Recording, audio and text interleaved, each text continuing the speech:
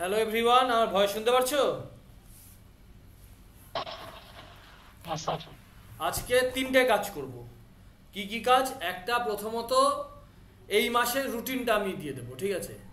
September মাসে যেহেতু পুজো রয়েছে, সেপ্টেম্বর আর অক্টোবর দুটো মাসেরই রুটিন দিয়ে দেবো। এটা হচ্ছে প্রথম কাজ, ঠিক আছে? এটা একদম শেষে করব, ক্লাসের একদম শেষে করব, যদিও সবচাইতে ইম্পর্টেন্ট ক্লাস।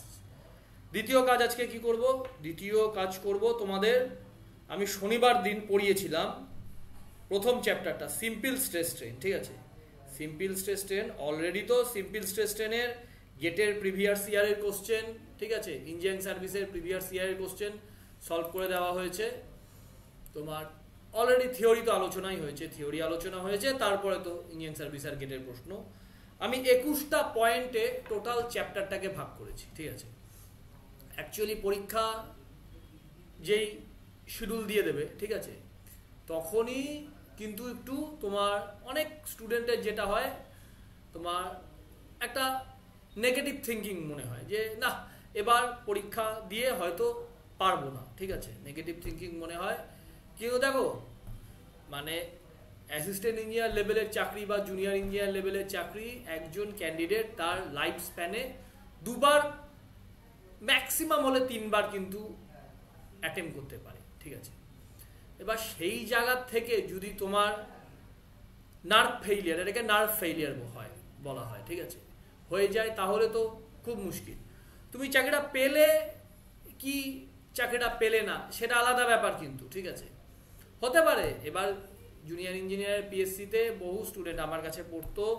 আজকেই যেমন এখানে অর্পণ রয়েছে, অর্পণের বন্ধু আবির বলে, আবির আজকে ফোন করেছিল, বুঝছো তো অর্পণ? হ্যাঁ, তো ও আমাকে বললো যে ওই পিএইচির কন্ট্রাকচুয়াল জুনিয়র ইঞ্জিনিয়ার চাকরিটা ছেড়ে দিয়েছে।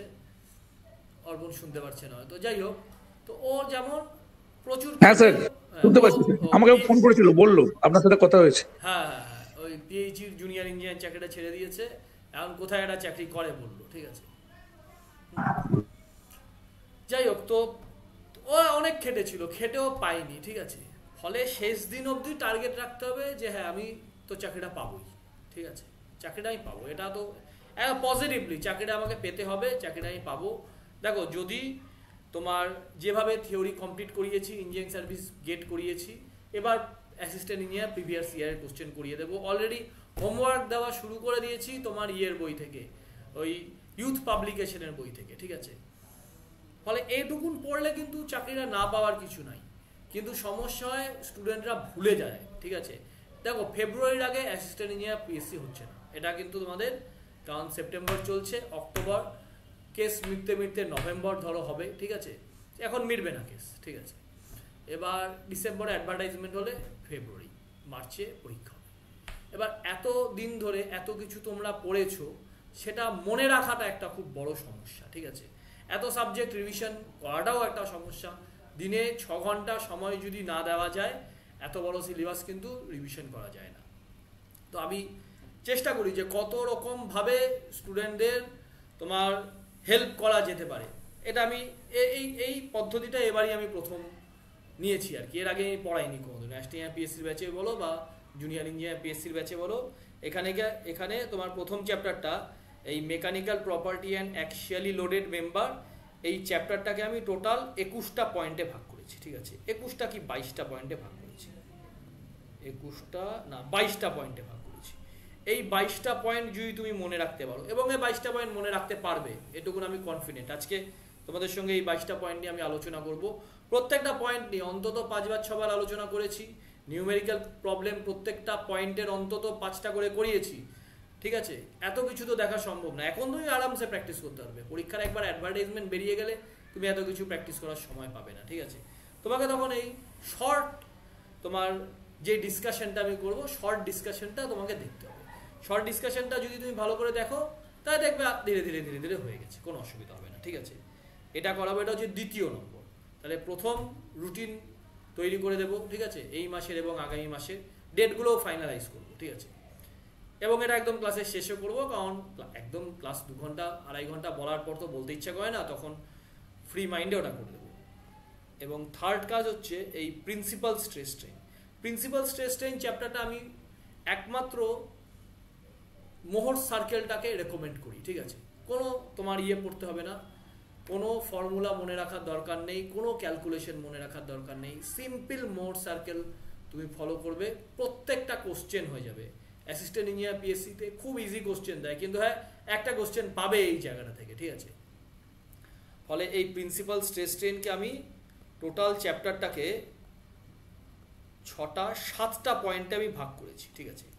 প্রিন্সিপাল স্ট্রেস স্ট্রেনের কিছু 7টা পয়েন্টের মধ্যে এই 6 নম্বর যে পয়েন্টটা, এটা ইঞ্জিনিয়ারিং সার্ভিস 2021 সালের একটা নিউমেরিক্যাল প্রবলেম। এই প্রবলেমটা করলে এই 6 নম্বর পয়েন্টটাতে কি বলার চেষ্টা করা হয় সেটা ক্লিয়ার হয়ে যাবে।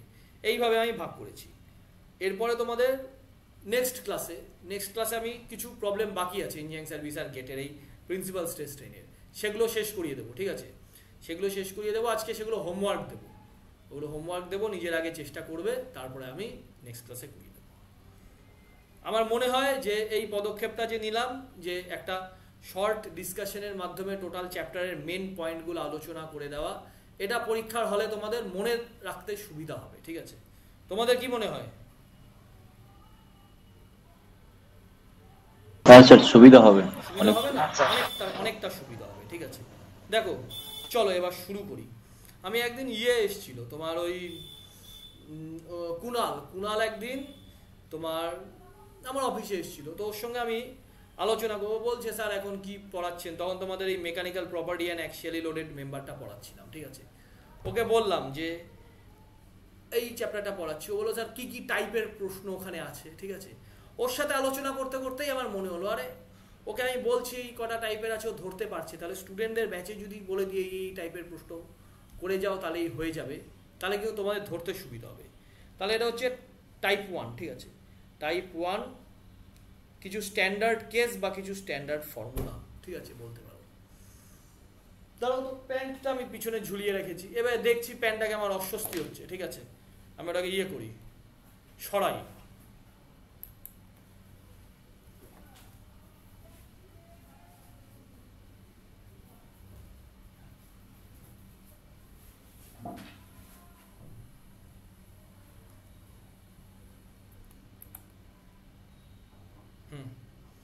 এখন এই সমস্যাগুলো মিটে গেছে, বুঝছো। তোমার আমার ল্যাপটপে কি হচ্ছিল, এই ল্যাপটপটাতে হচ্ছিল না, দেখতে প্রবলেম হচ্ছিল না, তোমার এই ক্যামেরাটা অন হচ্ছিল না কিছুতেই, ঠিক আছে। এই আজকে যে পার্টিকুলার ল্যাপটপটা নিয়ে ক্লাসটা করাচ্ছি, হয়েছিল কি একটা অ্যান্টিভাইরাস আমি ইনস্টল করেছি, ওই অ্যান্টিভাইরাস কিছুতেই তোমার ওই গুগল মিটের ক্যামেরাটাকে অন করতে দিচ্ছিল না, ঠিক আছে। আমি দোকানে নিয়ে গিয়ে দেখালাম, ওরা কিছু না, একটা শুধু পারমিশন অন করে দিল, তারপর দেখলাম এটা ওপেন হয়ে গেছে। তোমরা অনেকেই বলেছো কিছু নয়েজ আসছে না এই ক্লাসগুলো যে করাচ্ছি, মানে এই বলছি যে এটা তো শুনতে পারছো, সাথে সাথে বাইরের আওয়াজ আসে কি ক্লাসে, মানে এই প্রবলেম হচ্ছে কি?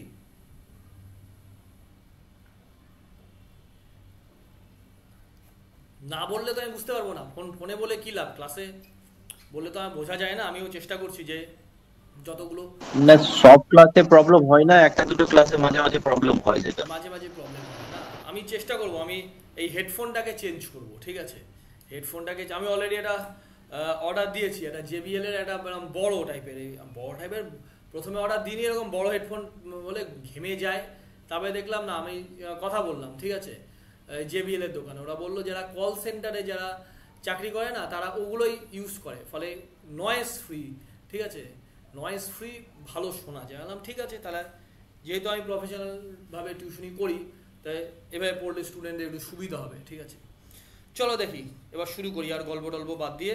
তাহলে গেল স্ট্যান্ডার্ড কেস অ্যান্ড ফর্মুলা, এটা টাইপ 1, এটা আমি অলরেডি করিয়েছিলাম, শনিবার করিয়েছি। যেহেতু ক্লাসটা আমি রেকর্ড তোমাদের দিতে পারিনি, কোনো কারণে রেকর্ড হয়নি, বা রেকর্ডিংটা আমি অন করতে ভুলে গিয়েছিলাম, ধরো আজকে একবার দেখি রেকর্ডিংটা অন আছে তো, হ্যাঁ ঠিক আছে, সে কারণে এটা আবার আমাকে জাবর কাটতে হচ্ছে, ঠিক আছে। এটা অলরেডি বলা জায়গা। 2 নম্বর হচ্ছে থার্মাল স্ট্রেস স্ট্রেন, ধরো লাল পেনটা ইউজ করি। 1 নম্বর, 2 নম্বর গেল হচ্ছে থার্মাল স্ট্রেস স্ট্রেন, 3 নম্বর গেল হচ্ছে স্ট্রেইন এনার্জি, ঠিক আছে। 4 নম্বর গেল কিছু মেকানিক্যাল প্রপার্টি, 5 নম্বর গেল হচ্ছে ইলাস্টিক প্রপার্টিস, ঠিক আছে। 6 নম্বর গেল হচ্ছে হুকস থার্ড ল। এই 6টা টাইপের নিউমেরিক্যাল প্রবলেম আরেকটা 7 নম্বর টাইপের নিউমেরিক্যাল প্রবলেম, ওটা আমি আর এখানে অ্যাড অন করিনি, ঠিক আছে, এটা আমি জাস্ট 7 নম্বর লিখে দিলাম। কোন টাইপের প্রবলেমটা বলো তো, এখানে তোমাদের দেখিয়ে দিচ্ছি পর পর প্রত্যেকটা নিউমেরিক্যাল প্রবলেম করিয়েছিলাম, যেটা 7 নম্বর টাইপ, ঠিক আছে। তোমরা যখন নোটটা তৈরি করবে না, তোমরা 7টা টাইপ লিখবে, ঠিক আছে, সুবিধা হবে, খুব সুবিধা হবে। আমার এভাবে ফলো করে দেখো, ঠিক আছে। এই যে 7 নম্বর টাইপ এইটা, এই ধরনের প্রশ্ন, ট্যাপার্ড সেকশনগুলো, এই প্রশ্নগুলো, এই প্রশ্নটা, এই প্রশ্নটা পার্ট 1 পার্ট 2 করে যেরকম এই যে ভাগ করে করেছিলাম, এই প্রশ্নটা, এটা ইন্ডিয়ান সার্ভিস 1997 সালে এসেছিল, ঠিক আছে। পার্ট 1 পার্ট 2 পার্ট 3 করেছি। তারপর এই প্রশ্নটা, এই একই প্রশ্ন, এই টাইপটা, এটা কবেকার, এটা ইন্ডিয়ান সার্ভিস 2014-তে এসেছিল, ঠিক আছে। তারপরে এটাও ইন্ডিয়ান সার্ভিস 2014-র প্রশ্ন, ঠিক আছে, এটাও ইন্ডিয়ান সার্ভিস 2014-র। এই টাইপটা হচ্ছে 7 নম্বর টাইপ। এটা আমি আর বলবো না, এটা অলরেডি ক্লাসে করিয়েছি তো নিউমেরিক্যাল প্রবলেম, সেখান থেকেই তোমরা বুঝে যাবে, ঠিক আছে। তাহলে চলো একটা একটা করে প্রবলেম তোমাদের টাইপের আলোচনা করি, এবং প্রত্যেকটা টাইপের মধ্যে কি কি জায়গা মনে রাখতে হবে সেটাও বলে দিই। এটা খুব ভালো করে প্র্যাকটিস করবে, কিন্তু আমি এখন পর্যন্ত যে কটা সাবজেক্ট পড়িয়েছি, ঠিক আছে, অনেকগুলো ইম্পর্টেন্ট সাবজেক্টগুলো সব পড়িয়ে দিয়েছি।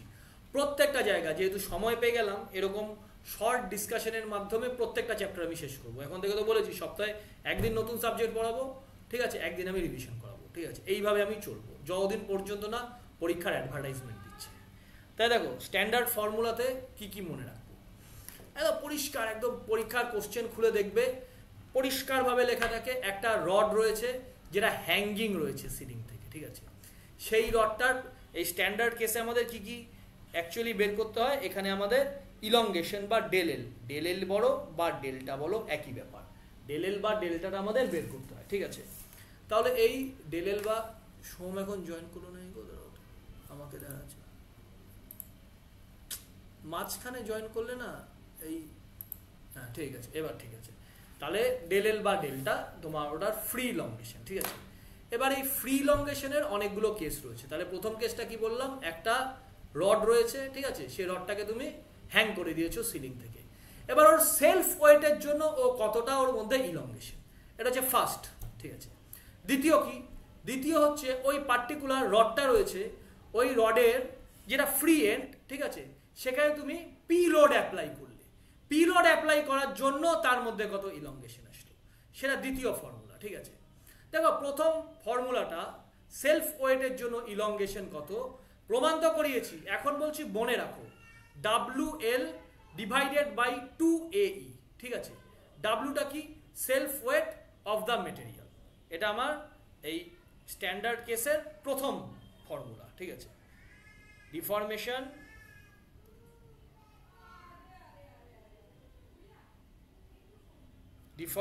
ডিউ টু সেলফ ওয়েট, ঠিক আছে, deformation due to self weight, self ওয়েটের জন্য দাঁড়াও লাল পেনটা ইউজ করি, ডিফরমেশন ডিউ টু সেলফ ওয়েটের জন্য ডিফরমেশন কত, একদম ঝাড়া মনে রাখো, WL ডিভাইডেড বাই 2AE, ঠিক আছে।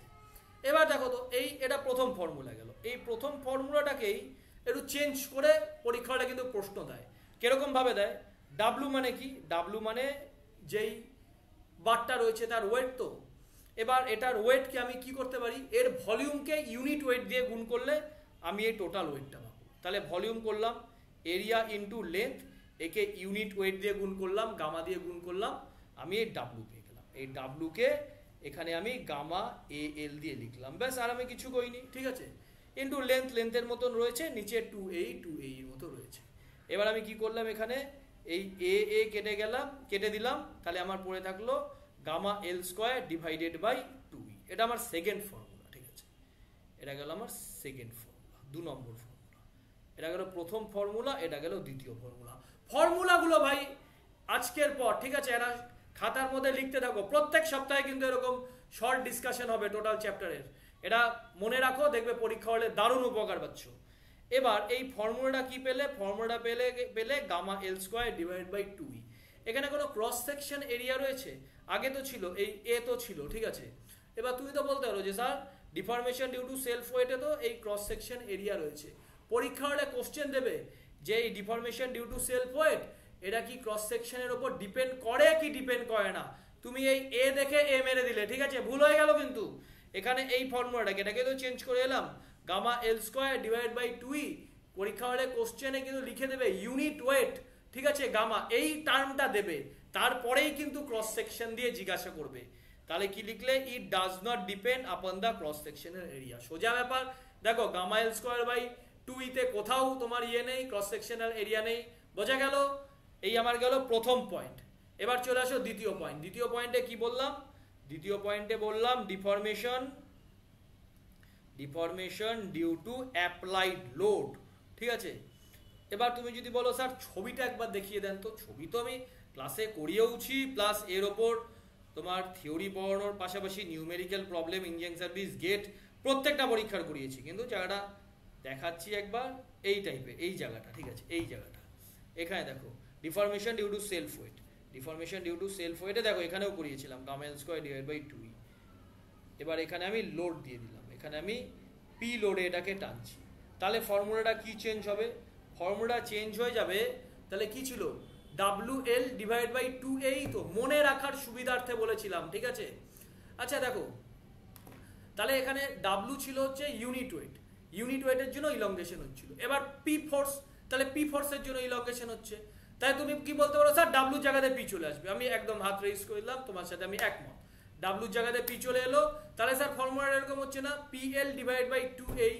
একটা টোটকা মনে রেখে দাও, তুমি যখন কারোর উইদাউট কোনো টিচারের গাইডেন্সে তুমি প্রিপারেশন নিচ্ছ, ঠিক আছে, তোমার প্রিপারেশনের লেভেলটা যে জায়গায় দাঁড়াবে, যদি 3 মাস প্রিপারেশন নাও, শর্ট টাইম প্রিপারেশনের কথা বলছি, তুমি কারোর সাথে বসে যদি প্রিপারেশন নাও না, কোনো একটা এক্সপিরিয়েন্সের কোনো হোল্ডারের সাথে বসে, তোমার কিন্তু প্রিপারেশনটা একটু বেশি হবে কিন্তু, কারণ ওনার একটা এক্সপিরিয়েন্সের তো এতদিন ধরে এক্সপিরিয়েন্সের দাম রয়েছে তো, ঠিক আছে, প্রিপারেশনটা তাড়াতাড়ি হবে। সে ভদ্রলোক ক্লাসে যেটা পড়াবে তুমি সেটা বাড়িতে গিয়ে পড়বে, কিছুটা তাড়াতাড়ি হয় প্রিপারেশনটা। এটা এরকমই, এই পি যে সেলফ ওয়েটটা সেটা সেই তোমার টিচারের নেচার, ঠিক আছে। তার কাছে যদি তুমি পড়ো তাহলে প্রিপারেশনের লেভেল মানে ডেল এল যেটা, সেটা দ্বিগুণ হয়ে যায়। তাহলে কি ছিল? PL, W জায়গায় তুমি পি বসিয়েছো, PL divide by 2a into 2 করে দাও, ঠিক আছে। তাহলে কি নিচের 2 উপরে 2 কেটে গেল। আসল ফর্মুলা তাহলে তোমার কি দাঁড়ালো? আসল তোমার ফর্মুলা দাঁড়ালো, দেখো কোথায় গেল, PL divide by 2AE into 2, তার মানে PL বাই AE। এই কায়দাতেই মনে রাখো, যাদের মনে রাখতে অসুবিধা হয় সব মনে রাখিয়ে দেবো আমি, নিশ্চিন্ত থাকো। PL ডিভাইড বাই AE, ঠিক আছে। এবার হচ্ছে deformation due to sudden applied load. এটা আমি যখন স্ট্রেইন এনার্জি চ্যাপ্টারটা পড়িয়েছিলাম, ঠিক আছে, স্ট্রেইন এনার্জি মনে আছে? তখন স্ট্রেন এনার্জির কার্ভ দিয়ে আমি দেখিয়েছিলাম যে এই PL বাই AE যে হচ্ছে deformation due to applied load, এটা গ্র্যাজুয়ালি, এখানেই আমি ঠিক করে দিই, ডিফরমেশন এটা অ্যাপ্লাইড লোড বলে, অ্যাকচুয়ালি গ্র্যাজুয়ালি অ্যাপ্লাইড লোড বলে না এটাকে, ঠিক আছে। এটাকে গ্র্যাজুয়ালি লিখে দিচ্ছি, ঠিক আছে, এটা গ্র্যাজুয়ালি অ্যাপ্লাইড লোড। এবার যদি এরকম পরীক্ষায় প্রশ্নে থাকে, আগের দিনই তো করলাম, সাডেনলি অ্যাপ্লাইড লোড, এই সাডেনলি অ্যাপ্লাইড লোড যদি থাকে তাহলে হয়ে যায় 2PL বাই AE, ঠিক আছে। এটা কোথায় করিয়েছিলাম বলো তো? স্ট্রেন এনার্জি দিয়ে কি বুঝিয়েছিলাম সুরাজ বলো তো? স্ট্রেন এনার্জির কার্ভ দিয়ে কোথায় এটা বুঝিয়েছিলাম এই জিনিসটা? ওই রেক্টেঙ্গেল গ্রাফটা হবে, রেক্ট্যাঙ্গেল গ্রাফটা বুঝিয়েছিলাম, যেরকম ট্রায়াঙ্গেল হয় ওটা রেক্ট্যাঙ্গেল হয়ে যাবে, ঠিক আছে। হ্যাঁ, তাহলে গ্রাফ থেকে ওটাকে দেখে নেবে, কিন্তু প্রত্যেককেই বলছি, হ্যাঁ, গ্রাফ থেকে দেখে নিও। আমি দেখিয়েছিলাম এখানে একবার আমি জাস্ট শর্ট একটা বলে দিচ্ছি। গ্র্যাজুয়ালি অ্যাপ্লাইড লোড মানে দেখো, এই আমি এখানে একটা স্ট্রেন এনার্জির একটা গ্রাফ এঁকেছি, আমি এক্স অ্যাক্সিসে এঁকেছি ডিফরমেশন, আমি ওয়াই অ্যাক্সিসে এঁকেছি অ্যাপ্লাইড লোড, ঠিক আছে। এবার গ্র্যাজুয়ালি অ্যাপ্লাইড লোড মানে কি? গ্র্যাজুয়ালি অ্যাপ্লাইড লোড মানে এইভাবে ধীরে ধীরে ধীরে ধীরে লোডটা অ্যাপ্লাই হচ্ছে, অল্প অল্প অল্প করে এ থেকে বি পয়েন্টে গেল, এভাবে বাড়ছে, 1 ইউনিট থেকে 2 ইউনিট, 2 ইউনিট থেকে 3 ইউনিট, 3 ইউনিট থেকে 4 ইউনিট, 4 ইউনিট থেকে 5 ইউনিট, 6 ইউনিট, বি হচ্ছে 7 ইউনিট, এভাবে অ্যাপ্লাই হচ্ছে, ঠিক আছে। এটা হচ্ছে gradually applied load. Gradually applied লোডের ক্ষেত্রে তোমার স্ট্রেন এনার্জি কোনটুকুন জায়গা ধরে হয়? এইটুকুন এরিয়া ধরে স্ট্রেন এনার্জি, এটুকুন জায়গা ধরে স্ট্রেন এনার্জি হয়, যেটাকে আমরা ইউ দিয়ে ডিফাইন করি। এখানে ইউ লিখে রেখেছি, কিন্তু ইউকে বলা হয় স্ট্রেইন এনার্জি, ঠিক আছে, due to gradually applied load. অবশ্যই গ্র্যাজুয়ালি অ্যাপ্লাইড লোড টার্মটা তোমাকে নিতেই হবে।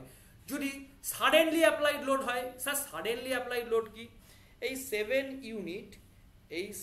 ইউনিট একবারে অ্যাপ্লাই হলো, ঠিক আছে, তার মানে কি একবারে ডাইরেক্ট এখানে 7 ইউনিট অ্যাপ্লাই হলো, 7 ইউনিট এখানে অ্যাপ্লাই হলো, 7 ইউনিট এই একদম তোমার রিজিড মেটেরিয়ালে যেটা হয় এ পয়েন্ট থেকে, এটাই 7 ইউনিটটাকে সি নাম দিলাম, সি পয়েন্টে ডাইরেক্ট 7 ইউনিট অ্যাপ্লাই হলো, তারপর এটা বি পয়েন্টে গেল, ঠিক আছে। তাহলে যদি এর স্ট্রেন এনার্জি কার্ভ আঁকি, তাহলে স্ট্রেন এনার্জি কার্ভ কি এই টোটালটা মিলে হবে। তাহলে গ্র্যাজুয়ালির ক্ষেত্রে যতটা স্ট্রেন এনার্জি হচ্ছিল, ঠিক আছে, সাডেনের ক্ষেত্রে কিন্তু স্ট্রেন এনার্জি তার ডবল হলো। এই ডায়াগ্রাম থেকে একদম ক্লিয়ার হয়নি? কেউ আছো? আশা করি প্রত্যেকে বুঝে গেছো, ঠিক আছে। তাহলে সাডেনলি অ্যাপ্লাইড দ্বিগুণ হলো। তাহলে স্ট্রেন এনার্জির জন্যই কিন্তু তোমরা যখন ডিফ্লেকশন চ্যাপ্টার পড়িয়েছি সেখানে দেখেছি স্ট্রেন এনার্জির জন্যই মূল ডিফরমেশনগুলো হয়। তাহলে গ্র্যাজুয়ালি অ্যাপ্লাইড লোডের জন্য যা হবে, সাডেনলি অ্যাপ্লাইড লোডের জন্য তার দ্বিগুণ হবে। তাহলে গ্র্যাজুয়ালি অ্যাপ্লাইডের জন্য কি হলো? PL/A, তাহলে সাডেনলি অ্যাপ্লাইয়ের জন্য 2PL/A, ঠিক আছে, এটা মনে থাকলো 2PL/A। আর এটা তোমাদের কি দেখালাম? এটা হচ্ছে gamma L square divided by 2E। এবার এরকম যদি হয়, এটা তোমার একটা প্রিজময়েডিয়াল বার ছিল, ঠিক আছে। এবার যদি ট্রায়াঙ্গুলার সেকশন যদি হয়, ট্রায়াঙ্গুলার সেকশনে হবে gamma L square divided by 6E। এই মাত্র 4টে ফরম্যাট তোমাকে মনে রাখতে হবে, ঠিক আছে। এই প্রথমটা যে পড়লাম, যে স্ট্যান্ডার্ড কেস বা ফর্মুলা, এখানে টোটাল এই 22টা পয়েন্টের মধ্যে প্রথম 4টে পয়েন্ট মনে না থাকার কোনো কারণ আছে? প্রথম 4টে পয়েন্ট মনে না থাকার কোনো কারণ আছে? কি মনে হয়? মনে না থাকার কিন্তু কোনো কারণ নেই স্যার, খুব ভালো। হ্যাঁ, এটাই স্যার খুব ভালোভাবে মানে এক জায়গায় সব এক জায়গায় করে দেবো, তুমি নিশ্চিন্ত থাকো। তুমি যদি ভুলে গিয়ে থাকো সাবজেক্ট স্ট্রাকচার যেটা পড়িয়েছি, তোমাকে আমি হোমওয়ার্ক দেবো, রেকর্ডিং ক্লাসগুলো দেখে আসবে, ঠিক আছে। আমি একবারে এক জায়গায় কনসোলিডেটেড ফরম্যাটে করে দেবো। শুধু সিলেবাস শেষ করিয়ে গেলাম সুরাজ, পরীক্ষার হলে যদি মানে সময় পাচ্ছি, তো যদি সময় না পেতাম ওয়েল অ্যান্ড গুড, ঠিক আছে। সময় পাচ্ছি, স্টুডেন্টরা ভুলে যাবে যদি একটা, আমি চিন্তা করেছি অনেকের সাথে কথা বলে, আমি কোনো স্টেপ নিজে নিই না, যারা বহুদিন ধরে তোমার আমার চেয়েও এক্সপিরিয়েন্স, তাদের সঙ্গে কথা বলি যে ভাই এটা কিভাবে কি করলে স্টুডেন্টদের একটু হেল্প বেশি হয়, বলেছে যে এভাবে এখন ভাগ করে দাও, দেখবে সুবিধা হবে, ঠিক আছে। এবার চলে আসো থার্মাল স্ট্রেস স্ট্রেন, আমার দ্বিতীয় পয়েন্ট, ঠিক আছে। এটাকে পয়েন্ট বা টাইপ দিলাম, টাইপ 1 হয়ে গেল। লেখাটা পড়লো না কেন গো? পড়বে না আবার, হয় নাকি? পেন আছে। টাইপ 1, এটা টাইপ 2, এটা টাইপ 2। টাইপ 2তে দেখো থার্মাল স্ট্রেস স্ট্রেন, ঠিক আছে। আজকে ফ্যানটা বন্ধ করে বলেছি, ফ্যান চালালে শ আওয়াজ হয়, ঠিক আছে। এই ঘেমে যাচ্ছি বিচ্ছিরিভাবে, কিন্তু কিছু করার নেই, যাতে ক্লাসে যাতে কোনো মানে স্টুডেন্টদের যাতে শুনতে অসুবিধা না হয়, ঠিক আছে। আমার যতই সমস্যা হোক, এগুলো ইম্পর্টেন্ট জায়গা নিয়ে পড়াচ্ছি। আচ্ছা দেখো, থার্মাল স্ট্রেস স্ট্রেনটা দেখো, আমি একদম গল্পের মতন ভাবে বলবো, আমিও নিজেও গল্পের মতো ভাবে মনে রাখি, কিন্তু আমি অত কিছু ভাবি না। দেখো, আমাকে থার্মাল স্ট্রেস স্ট্রেইনে কি পড়তে হবে? স্ট্রেস পড়তে হবে আর স্ট্রেইন পড়তে হবে। এই তো, নামই তো তাই। তুমি যদি বলো স্যার চ্যাপ্টারের নাম কি, থার্মালের জন্য যা স্ট্রেস হলো আর স্ট্রেইন হলো, স্যার মানে কি? মানে একটা বডি ছিল, বডি 40 ডিগ্রি সেন্টিগ্রেডে তৈরি হয়েছে, এবার যখন আমি ওয়ার্কিং ফিল্ডে নিয়ে যাচ্ছি 80 ডিগ্রি সেন্টিগ্রেড, ঠিক আছে, ভালো কথা। তাহলে এক্সট্রা 40 ডিগ্রি সেন্টিগ্রেড যে হলো, ঠিক আছে, তার জন্য একটা ইলংগেশন হবে। এই ইলংগেশনকে যদি আমি আটকাই, ঠিক আছে, ইলংগেশনকে যদি হতে না দিই, ঠিক আছে, তাহলে কি? অলরেডি দেখিয়েছি ডায়াগ্রামে, প্রথম চ্যাপ্টারে সব আলোচনা হয়েছে, ঠিক আছে, থিওরিতে এগুলো। ইলংগেশনকে যদি বাধা দিই বা রেস্ট্রিক্টেড যেটাকে বলে, রেস্ট্রিকশন যদি করি, তাহলে ওর মধ্যে একটা স্ট্রেস জেনারেট হয়, এটা থার্মাল স্ট্রেস। তাহলে ফ্রি ইলংগেশনকে রেস্ট্রিকশন দিচ্ছি, স্ট্রেস হচ্ছে, এটা থার্মাল স্ট্রেস। আর স্ট্রেইন কি? স্ট্রেইন তো তুমি জানোই যে ফ্রি ইলংগেশন ∂L/L, এটা হচ্ছে স্যার আপনার স্ট্রেইন, ঠিক আছে। তাহলে বলতে পারো স্যার বুঝলাম, তাহলে আপনি এই থার্মাল স্ট্রেস পড়ালেন, ঠিক আছে, এটাও বুঝলাম। এবার আপনি থার্মাল স্ট্রেইন বললেন, এটাও বুঝলাম। Free elongation by original length, ঠিক আছে। আচ্ছা তাহলে স্যার আরেকটা টার্ম আছে কিন্তু, ফ্রি এক্সপ্যানশন বা ফ্রি ইলংগেশন কাকে বলে? বললাম হ্যাঁ, তিনটে জায়গা মনে রাখতে হবে থার্মালে। একটা মনে রাখতে হবে থার্মাল স্ট্রেস, থার্মাল স্ট্রেইন, আর একটা ডেল এল, ঠিক আছে। অনেক জায়গায় এপসাইলন এলও লেখা থাকে, ঠিক আছে। না সরি, এটা থার্মাল স্ট্রেইনটাকেই এপসাইলন এল বলে, স্ট্রেইন তো এপসাইলন দিয়ে ডিনোট করে না, এটাকে ডেল এলই বলে, ফ্রি এক্সপ্যানশন যেটা। এই তো এই তিনটে জিনিস মনে রাখতে হবে। এবার স্যার কি করে মনে রাখবো? ঠিক আছে, মনে রাখার পদ্ধতি শোনো, একদম মনে রাখতে হবে, গল্পের মাধ্যমে মনে রাখতে হবে, ঠিক আছে। অত কিছু পেন খাতা ফেলে দাও, গল্পটা শোনো, আমার ভাষণটা শোনো, ভাষণ মনে রাখো। দেখো একটা বার রয়েছে, সেই বারে লেন্থ ইলংগেট হলো। কেন স্যার লেন্থ ইলংগেট হলো? ঠিক আছে, লেন্থ ইলংগেট হওয়া মানে কি স্ট্রেইন হওয়া? তো অবশ্যই তো বলতে তুমি পারো স্যার লেন্থ ইলংগেশন হওয়া মানে তো আমি বলতে পারি যে ফ্রি এক্সপ্যানশন ডেল এল।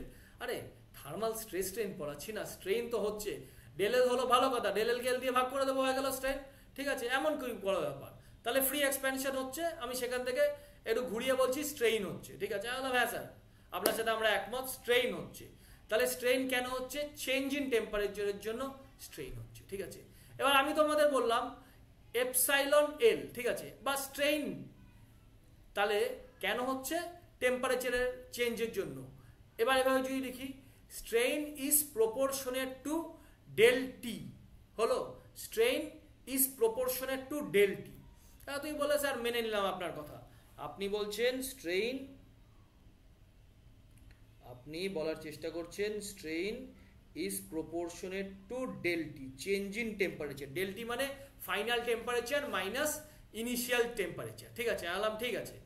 আচ্ছা তুমি বলতে পারো স্যার এখান থেকে একটা জায়গাতে আসতে পারি, তাহলে আমরা এখান থেকে আসতে পারি strain equals to alpha into del T. আলাম হ্যাঁ, আলফা ইন্টু ডেল টি, এই কনক্লুশনেও আসতে পারি, ঠিক আছে। এবার তুমি বলতে পারো sir strain equals to alpha into del T, এটাকে আমি প্রথম ফর্মুলা হিসাবে লিখলাম, 1 নম্বর ফর্মুলা। স্যার দ্বিতীয় ফর্মুলা আপনি এভাবে বলেছিলেন, তিনটে জায়গা মনে রাখতে হবে, একটা স্ট্রেইন, একটা স্ট্রেস, একটা ফ্রি এলংগেশন। তাহলে এভাবে যদি মনে রাখি, স্ট্রেইন মানে কি? স্ট্রেইন আমি এগুলো অর দিয়ে দিই, ঠিক আছে, এটা অর, ওই ছোটবেলায় যে পড়তাম অর দিয়ে অর। স্ট্রেইন মানে কি? স্ট্রেইন মানে ডেল এল বাই এল, তাহলে এটা equals to alpha into del T, ঠিক আছে।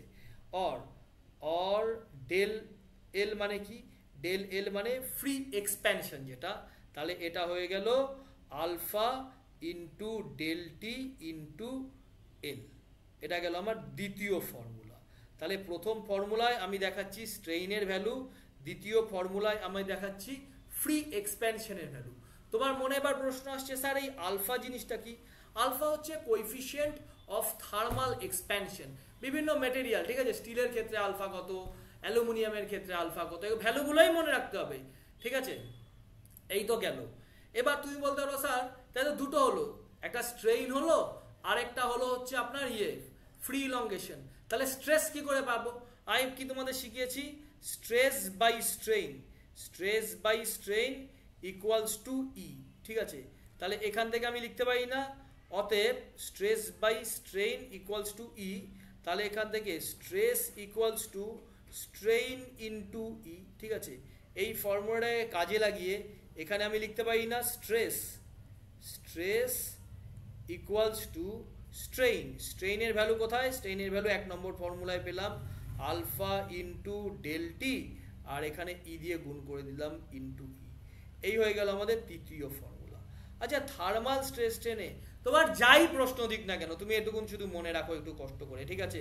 দেখো আমি কিন্তু কিছু দেখে বলছি না, বা আমি নোট করে রেখেছি, নোট ফটো দেখে বলছি না, মনে রেখেছি, একটা কায়দা করে প্র্যাকটিস করে অভ্যাস করে বলতে পারছি। কিন্তু তুমি করো, তুমিও পারবে। আমি একটা জিনিসে বিশ্বাসী, আমি যদি তোমাকে প্রেশারাইজড করি যে তুমি এটা মনে রাখো, আগে আমাকেই বলতে হবে। আমি যদি নিজেই মনে না রাখতে পারি, তোমাকে কিভাবে বলতে পারি যে তুমি মনে রাখো?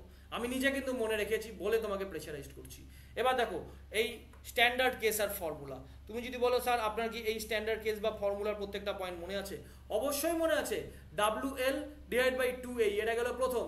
দ্বিতীয়, এই প্রথমটাকে একটু মডিফাই কি করলাম, এই ডাব্লুটাকে গামা করে দিলাম, ঠিক আছে। ফর্মুলাটা বলতে পারবো না কিন্তু আমি, ঠিক আছে, গামা এল স্কোয়ার বাই 2 খুব সম্ভবত এসেছিল, আমি ফর্মুলাটা বলতে পারবো না, ওই ডাব্লুর জায়গাতে গামা এ ইন্টু এল করে ভাগ করে আমি এলাম, ঠিক আছে।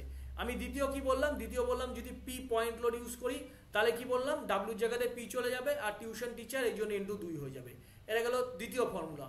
তৃতীয় ফর্মুলা তোমাদের কি বললাম, suddenly applied load. Suddenly applied load হলে কি হয়, স্ট্রেন এনার্জি ইউজ করে তোমাদের দেখালাম ডাবল হয়ে যায়, এবার ওই পিএল বাই এই কে 2 দিয়ে গুণ করে দাও। আর তোমার যদি ট্রায়াঙ্গুলার ক্ষেত্রে কি হয়ে যায়, 1/3 হয় of gamma L square by 2। এই তো তোমার সামনে দাঁড়িয়ে তো বলছি, ঠিক আছে, কোথাও লেখা কিছু নেই, পারবে তো এভাবে বলতে? দেখো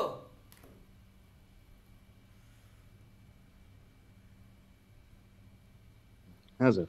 হ্যাঁ স্যার, প্র্যাকটিস করলে পারবো। এভাবে প্র্যাকটিস করো, ঠিক আছে। আজকে অনুশ্রী ক্লাসে আসেনি, অনুশ্রী ক্লাসে আসেনি, তারপর ইয়ে এসেছে তোমার, ও আসেনি, ওর কি হলো, ও তো ছিল, দেখলাম ওকে একবার, ঠিক আছে।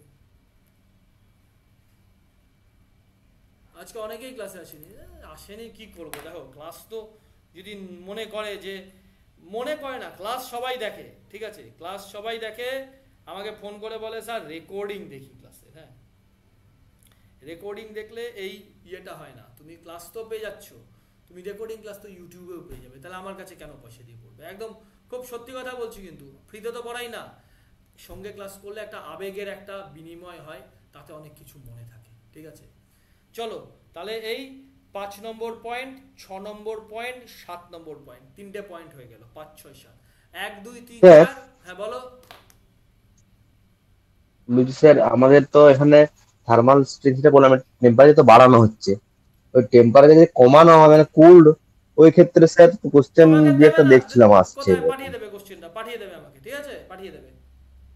ঠিক আছে স্যার।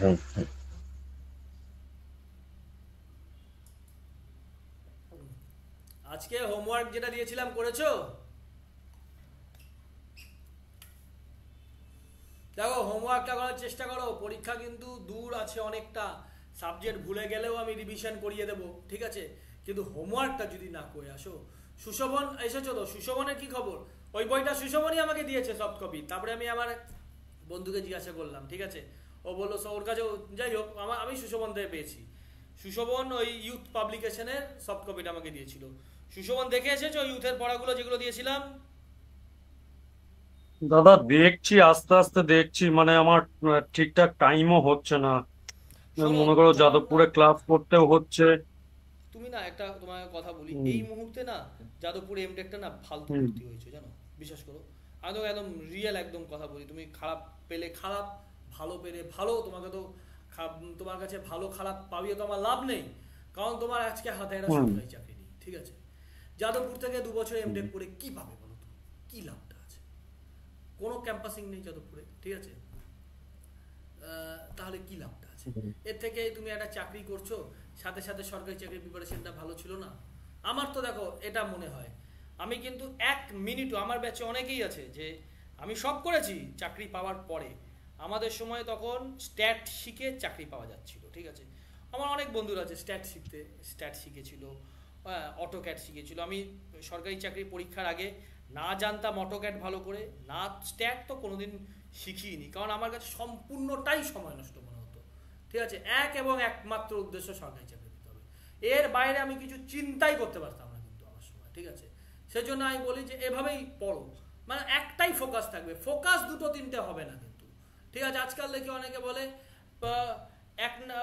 পাথ এ না হলে প্ল্যান পাথ না প্ল্যান এ না হলে প্ল্যান বি, প্ল্যান বির কোনো জায়গাই নেই, প্ল্যান এ তেই হয়, প্ল্যান এ হবে তাহলে আবার চেষ্টা করবো প্ল্যান এ করার জন্য, প্ল্যান বি নাই, প্ল্যান বি বলে কিচ্ছু নেই জীবনে, ঠিক আছে, তারাই কিন্তু প্ল্যান এতে সফল হয়। যে প্ল্যান বি চিন্তা করবে সে তো একটু কমফোর্ট চিন্তা করে নিল না, কি মনে হয় তোমার? কথাটা কি ভুল বললাম? না দাদা ঠিক না স্যার, প্ল্যান বি তো কমফোর্ট জোনে তুমি চলে গেলে, প্ল্যান এ মানে তোমাকে, হ্যাঁ ওটাই তোমাকে পেতে হবে। অনেক আমার জীবনেও অনেক সংগ্রাম করেছি, আমি তো কোল ইন্ডিয়ায় চাকরি করতাম, কিন্তু হ্যাঁ কোল ইন্ডিয়ার চাকরি কোনোদিনই ভালো লাগেনি। তুমি বলতে পারো যে কোল ইন্ডিয়া আপনি যা স্যালারি পেতেন, মানে এই এখন যা আপনার কলিগরা স্যালারি পাবে, সে স্যালারি আপনি তার অর্ধেকও এখন পান না স্টেট গভর্নমেন্টের, এটাও বাস্তব, ঠিক আছে।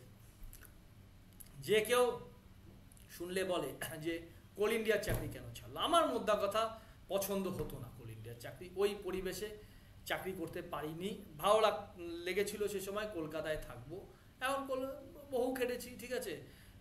তোমার আর আমার ইতিহাস নিয়ে আর বলছি না, হ্যাঁ। তো আজকে তো খুব সুন্দরভাবে কলকাতায় জলসম্পদ ভবনে আছি, নেক্সট চেষ্টা করছি মালদায় বাড়ি, মালদা চলে যাওয়ার, এই চাকরি থেকে আইআইটিতে গেছি, ঠিক আছে, সবই তো এই চাকরি থেকে পেয়েছি, ফলে ভালো আছি মোদ্দা কথায়।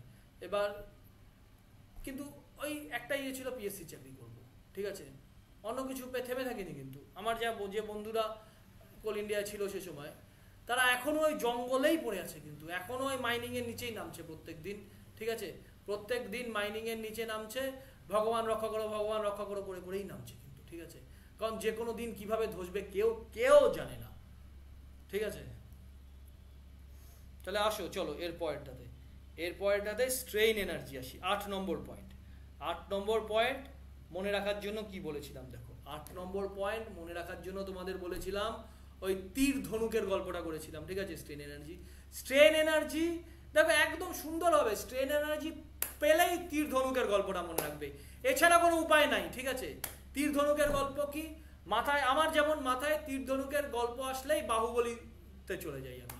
বাহুবলীতে মনে হয় ওই শত্রুরা আসছিল, তোমার ওই হিরো হিরোইন পট করে যে তীর ধনুক ছাড়ছিল, একদম আমার কিন্তু অ্যাবসেন্স অফ মাইন্ডে ওটাই আসে, কিন্তু ওটাই তোমাদের বলেছি আনো, বাহুবলী সিনেমা তো সবাই দেখেছো। তাহলে কি হয়, ওটাকে কি বলে গো, একটা তো তীর, একটা ধনুক, আর স্টিংটাকে কি বলে যেটাকে টানে, ওটাকে কি বলে জানা আছে, যে রশিটাকে টানে ভাই, ওরা জানা নেই না, যাই হোক। এবার রশিটা, ঠিক আছে, যেটাকে তীরের তোমার ধনুকের সঙ্গে লাগানো থাকে, যেটাকে টানে আর কি, ঠিক আছে। এবার রশিটাতে তুমি কি দিচ্ছ, রশিটাকে তুমি টানছো, ঠিক আছে, তার মানে কি দিচ্ছ, তার মানে তুমি অ্যাক্সিয়াল লোড রশিটায় দিচ্ছ, তাই তো, রশিটায় তুমি অ্যাক্সিয়াল লোড দিচ্ছ। একটু যদি বলো স্যার এটা যদি ছবি এঁকে দেখান, ঠিক আছে, দেখি তো ছবি এঁকে তীরের ছবি যদি এখন তোমায় দেখাতে হয়, দেখি তীরের ইংরাজি কি জানো, আমি তো তীরের ইংরাজিও জানি না, কি বলে, বো অ্যান্ড অ্যারো না, BOW, বো অ্যান্ড অ্যারো, এই তো এখানে আসলো সুন্দর, বো অ্যান্ড অ্যারো বাহুবলী লিখে দিই, দাঁড়াও,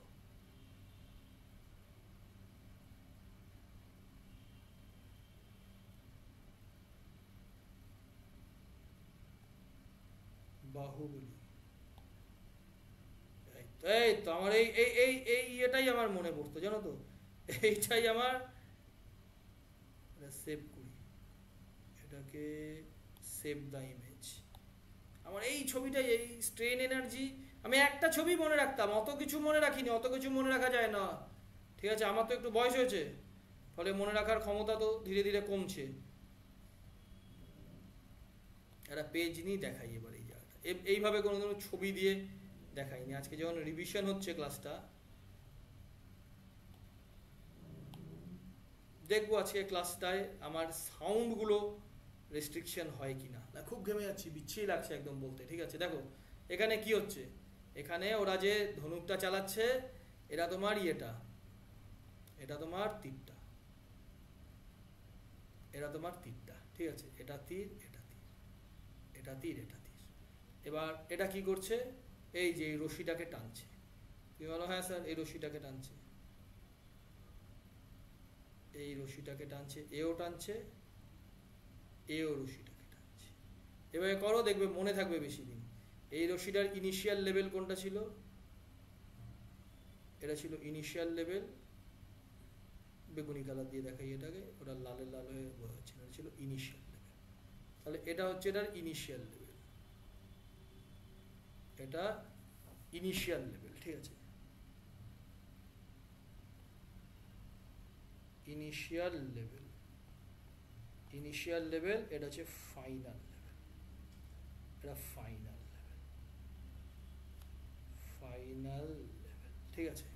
তাহলে ইনিশিয়াল লেভেল থেকে ফাইনাল লেভেলে টানলো, ঠিক আছে, প্রভাস টানলো, তাহলে এটা কি হলো, এখানে এটা কি হলো, এটা ডিফরমেশন হলো, এটা ডিফরমেশন, ডিফরমেশন হলো। আর ও কি ভাবে টানলো, এখানেও পি লোড অ্যাপ্লাই করলো, এখানেও অ্যাক্সিয়াল লোড দিয়ে টানলো, অ্যাক্সিয়াল লোড দিয়ে টানলো। দেখো এই ছবিটা বুঝেছো কিনা, এই ছবিটা যদি বুঝে যাও তাহলে আমি কিন্তু স্ট্রেন এনার্জির প্রত্যেকটা জায়গা তোমাদের মনে রাখিয়ে দেবো। ছবিটা বুঝতে পেরেছো? হ্যাঁ স্যার। ছবিটা বোঝা গেছে তো? তাহলে কি হলো, অ্যাক্সিয়াল লোড দিয়ে টানলো, হ্যাঁ স্যার। সেজন্য একটা ডিফরমেশন হলো। ঠিক আছে, এবার আমি একটা কার্ভ আঁকবো, অ্যাক্সিয়াল লোড দেবো আমি ওয়াই অ্যাক্সিসে, ডিফরমেশনটা দেবো তোমার এক্স অ্যাক্সিসে। স্যার এবার তোমাদের একটা প্রশ্ন করি, এই ডিফরমেশনটা কেন এক্স অ্যাক্সিসে দেবো? এটা জুনিয়র ইঞ্জিনিয়ারের ইন্টারভিউর কোশ্চেন। ডিফরমেশনটা কেন এক্স অ্যাক্সিসে দেবো বলো একটু, এই ডিফরমেশনটা কেন এক্স অ্যাক্সিসে দেবো? ডিফরমেশনটা স্যার এক্স অ্যাক্সিসে দেওয়ার কারণ হচ্ছে ওটা ইন্ডিপেন্ডেন্ট হ্যাঁ, ইন্ডিপেন্ডেন্ট প্যারামিটার, তার উপরে লোডটা মানে ডিফরমেশন হলো তবে লোডটা হচ্ছে আর কি। এটা একটু চিন্তা করো, ঠিক আছে? আমি ক্লাসে করিয়েছি, হ্যাঁ, এই যে একটু দেখো, সব রেডি রেফারেন্স দিতে ইচ্ছা করে না, ঠিক আছে? তাহলে এক্স অ্যাক্সিসে আমি কেন ডিফরমেশনকে দিলাম আর ওয়াই অ্যাক্সিসে কেন অ্যাক্সিয়াল লোডকে দিলাম, চিন্তা করো। এটা আমি সয়েল মেকানিক্স তোমাদের ব্যাচে পড়াইনি, তোমাদের হ্যাঁ স্ট্রেন এনার্জি যে থিওরি ক্লাসে এটা আলোচনা হয়েছে, ঠিক আছে? তাহলে এই ডায়াগ্রামটাকেই, এই প্রভাস আর আমি হিরোইনের নামটা ভুলে গেছি, এদের ডায়াগ্রামটাকেই আমি, এরা যে তীর চালাচ্ছে সেটাই আঁকলাম। আমি ওয়াই অ্যাক্সিস নিলাম, ওয়াই অ্যাক্সিসে অ্যাক্সিয়াল লোড নিলাম, এক্স অ্যাক্সিস নিলাম, এক্স অ্যাক্সিসে ডিফরমেশন আঁকলাম, কোনো আপত্তি নেই, ঠিক আছে? এবার আমাকে বলো তো, ধীরে ধীরে ও লোড বাড়াবে না একবারে লোড বাড়াবে? কিভাবে লোড বাড়াবে, গ্র্যাজুয়ালি অ্যাপ্লাইড নাকি সাডেনলি অ্যাপ্লাই? তীরের যে রশিটাও টানছে কি হলো, গ্র্যাজুয়ালি হবে। অ্যাপ্লাই। প্রত্যেকটার কারণ আছে কিন্তু স্ট্রেংথ অফ মেটেরিয়ালসে। স্ট্রেংথ অফ মেটেরিয়াল স্ট্রাকচার তোমার সাথে না কথা বললে না খুব অসুবিধা, ঠিক আছে? এবার ও গ্র্যাজুয়ালি টুকটুক টুকটুক করে লোড বাড়াচ্ছে, টুকটুক টুকটুক করে লোড বাড়িয়ে বি পয়েন্টে গেল। তাহলে এটা তো একটা হলো। এবার এটাকেই আমি কি করছি, এই অ্যাক্সিয়াল লোডটাকে আমি স্ট্রেস করে দিলাম, অ্যাক্সিয়াল লোডটাকে তোমার এরিয়া দিয়ে ভাগ করলে আমি স্ট্রেস পেলাম, আর এই ডিফরমেশন কে ইনিশিয়াল লেন দিয়ে ভাগ করে আমি স্ট্রেইন পেলাম। তাহলে আমার যে এই ডায়াগ্রাম 1, এটাকে বা গ্রাফ বলা উচিত, এটাতে এটা গ্রাফ 1, গ্রাফ 1 আর হচ্ছে গ্রাফ 2, ঠিক আছে? তাহলে গ্রাফ 1 আর গ্রাফ 2টা বুঝতে পারলাম। এবার স্ট্রেন এনার্জি কোনটা বলো তো? স্ট্রেন এনার্জি তো এইটুকুনি স্ট্রেন এনার্জি, ব্যাস আমার স্ট্রেন এনার্জি পড়ানো শেষ, ঠিক আছে? আগের দিন সোহম একটা ফর্মুলা ভুল করেছিল বলতে গিয়ে, চট করে একটা নিউমেরিক্যাল প্রবলেমের ফর্মুলা বললাম, ভুল করলো। কিন্তু ও যদি এই বাহুবলীর এই মানটা যদি মনে রাখতো না, শুধু ভুল করতো না, কিন্তু ও এগুলো টুকটুক টুকটুক করে পরীক্ষা হলে ক্যালকুলেশন করে নিত। সোম, বুঝতে পারলে কোন জায়গাটা ভুল বলেছিলে? হ্যাঁ sir, P square L by 2। হ্যাঁ, আমাকে যদি বলো স্যার আপনি বলেন তো, আমি পারবো না বলতে, একদম হাত তুলে দিচ্ছি, পারবো না। আমি কিন্তু ওই গ্রাফটা আমি মনে রেখেছি, আর কিছু মনে রাখিনি, কিন্তু শুধু গ্রাফটা মনে রেখেছি। সম্ভব নাকি মনে রাখা? হতো কিভাবে মনে রাখবো? হতো সকাল থেকে বিকাল অব্দি অফিস করতে হয়, রাতে এসে তোমাদের পড়াই, ঠিক আছে? অত পড়ার সময় কোথায় আমার হাতে? এবার এই গ্রাফটাকে অ্যানালাইসিস করবো। আমি দেখে নিলাম যে কালো যে হ্যাচিং করলাম, ঠিক আছে, সেই পার্টিকুলার জায়গা স্ট্রেন এনার্জি। তাহলে স্ট্রেন এনার্জি মানে কি, এই ট্রায়াঙ্গেল হচ্ছে, তাহলে এই ট্রায়াঙ্গেলের এ বি সি দিয়ে দিলাম নাম, এ বি সি, ঠিক আছে? এটাকে লাল দিয়ে দিই, তাহলে সিটাকে লাল দিয়ে দিই। তাহলে এবিসি ট্রায়াঙ্গেলের এরিয়া বের করব, হয়ে গেল স্ট্রেন এনার্জি। চলো দেখি কিভাবে বের করতে পারি এরিয়া। তাহলে এটা কি, strain energy equals to half into del L into P, ঠিক আছে? এই হয়ে গেল তোমার প্রথম ফর্মুলা। দেখো মনে কিচ্ছু রাখতে হচ্ছে না, মনে যদি বলো আমাকে আপনি রেখেছেন, না রাখতে পারিনি আজ পর্যন্ত, করে করে করে করে করি। এটা গেল প্রথম ফর্মুলা। দ্বিতীয় formula, del L equals to PL by এই, এটা তো একটু আগেই শিখলাম, ঠিক আছে? গ্র্যাজুয়ালি অ্যাপ্লাইড লোড, এই টার্মটা না যদি তুমি বুঝতে, তাই তুমি বলতে স্যার এখানে পিএল বাই এই লিখবো না 2PL বাই এই লিখবো, ঠিক আছে, তাহলে গ্র্যাজুয়ালি অ্যাপ্লাইড লোড বুঝে গেছো, সেই জন্য বলেছো না স্যার পিএল বাই এই থাক, সঠিকের পথেই হাতি, ঠিক আছে। হ্যাঁ, তাহলে পিএল বাই এই করলাম, তারপরে কি করলাম, এটা হচ্ছে আমার 1 নম্বর ফর্মুলা। এবার এই 1 নম্বর ফর্মুলাতে ডেল এল এর জায়গাতে পিএল বাই এই পুট করলাম, ঠিক আছে, পিএল বাই এই পুট করলাম, ফর্মুলাটা চলে এলো আমার কত, ফর্মুলাটা চলে এলো P square L divide by 2a। বলো মনে রাখতে হবে নাকি জাস্ট এই বাহুবলীর ছবিটা দেখলে পুরোটা ক্লিয়ার হচ্ছে? চিন্তা করো, মনে পড়ে ভুলে যাও, বাহুবলীর ছবিটার সঙ্গে এটাকে রিলেট করতে পারলে পরীক্ষা হল অবধি যাবে সাথে। চোথার ব্যবস্থা নেই তো, চোথা নিয়ে যাওয়া যায় না, ঠিক আছে। কি করে এত কিছু মনে রাখবে, কিছু একটা মিলিয়ে ঝুলিয়ে তো মনে রাখতে হবে, তাই না?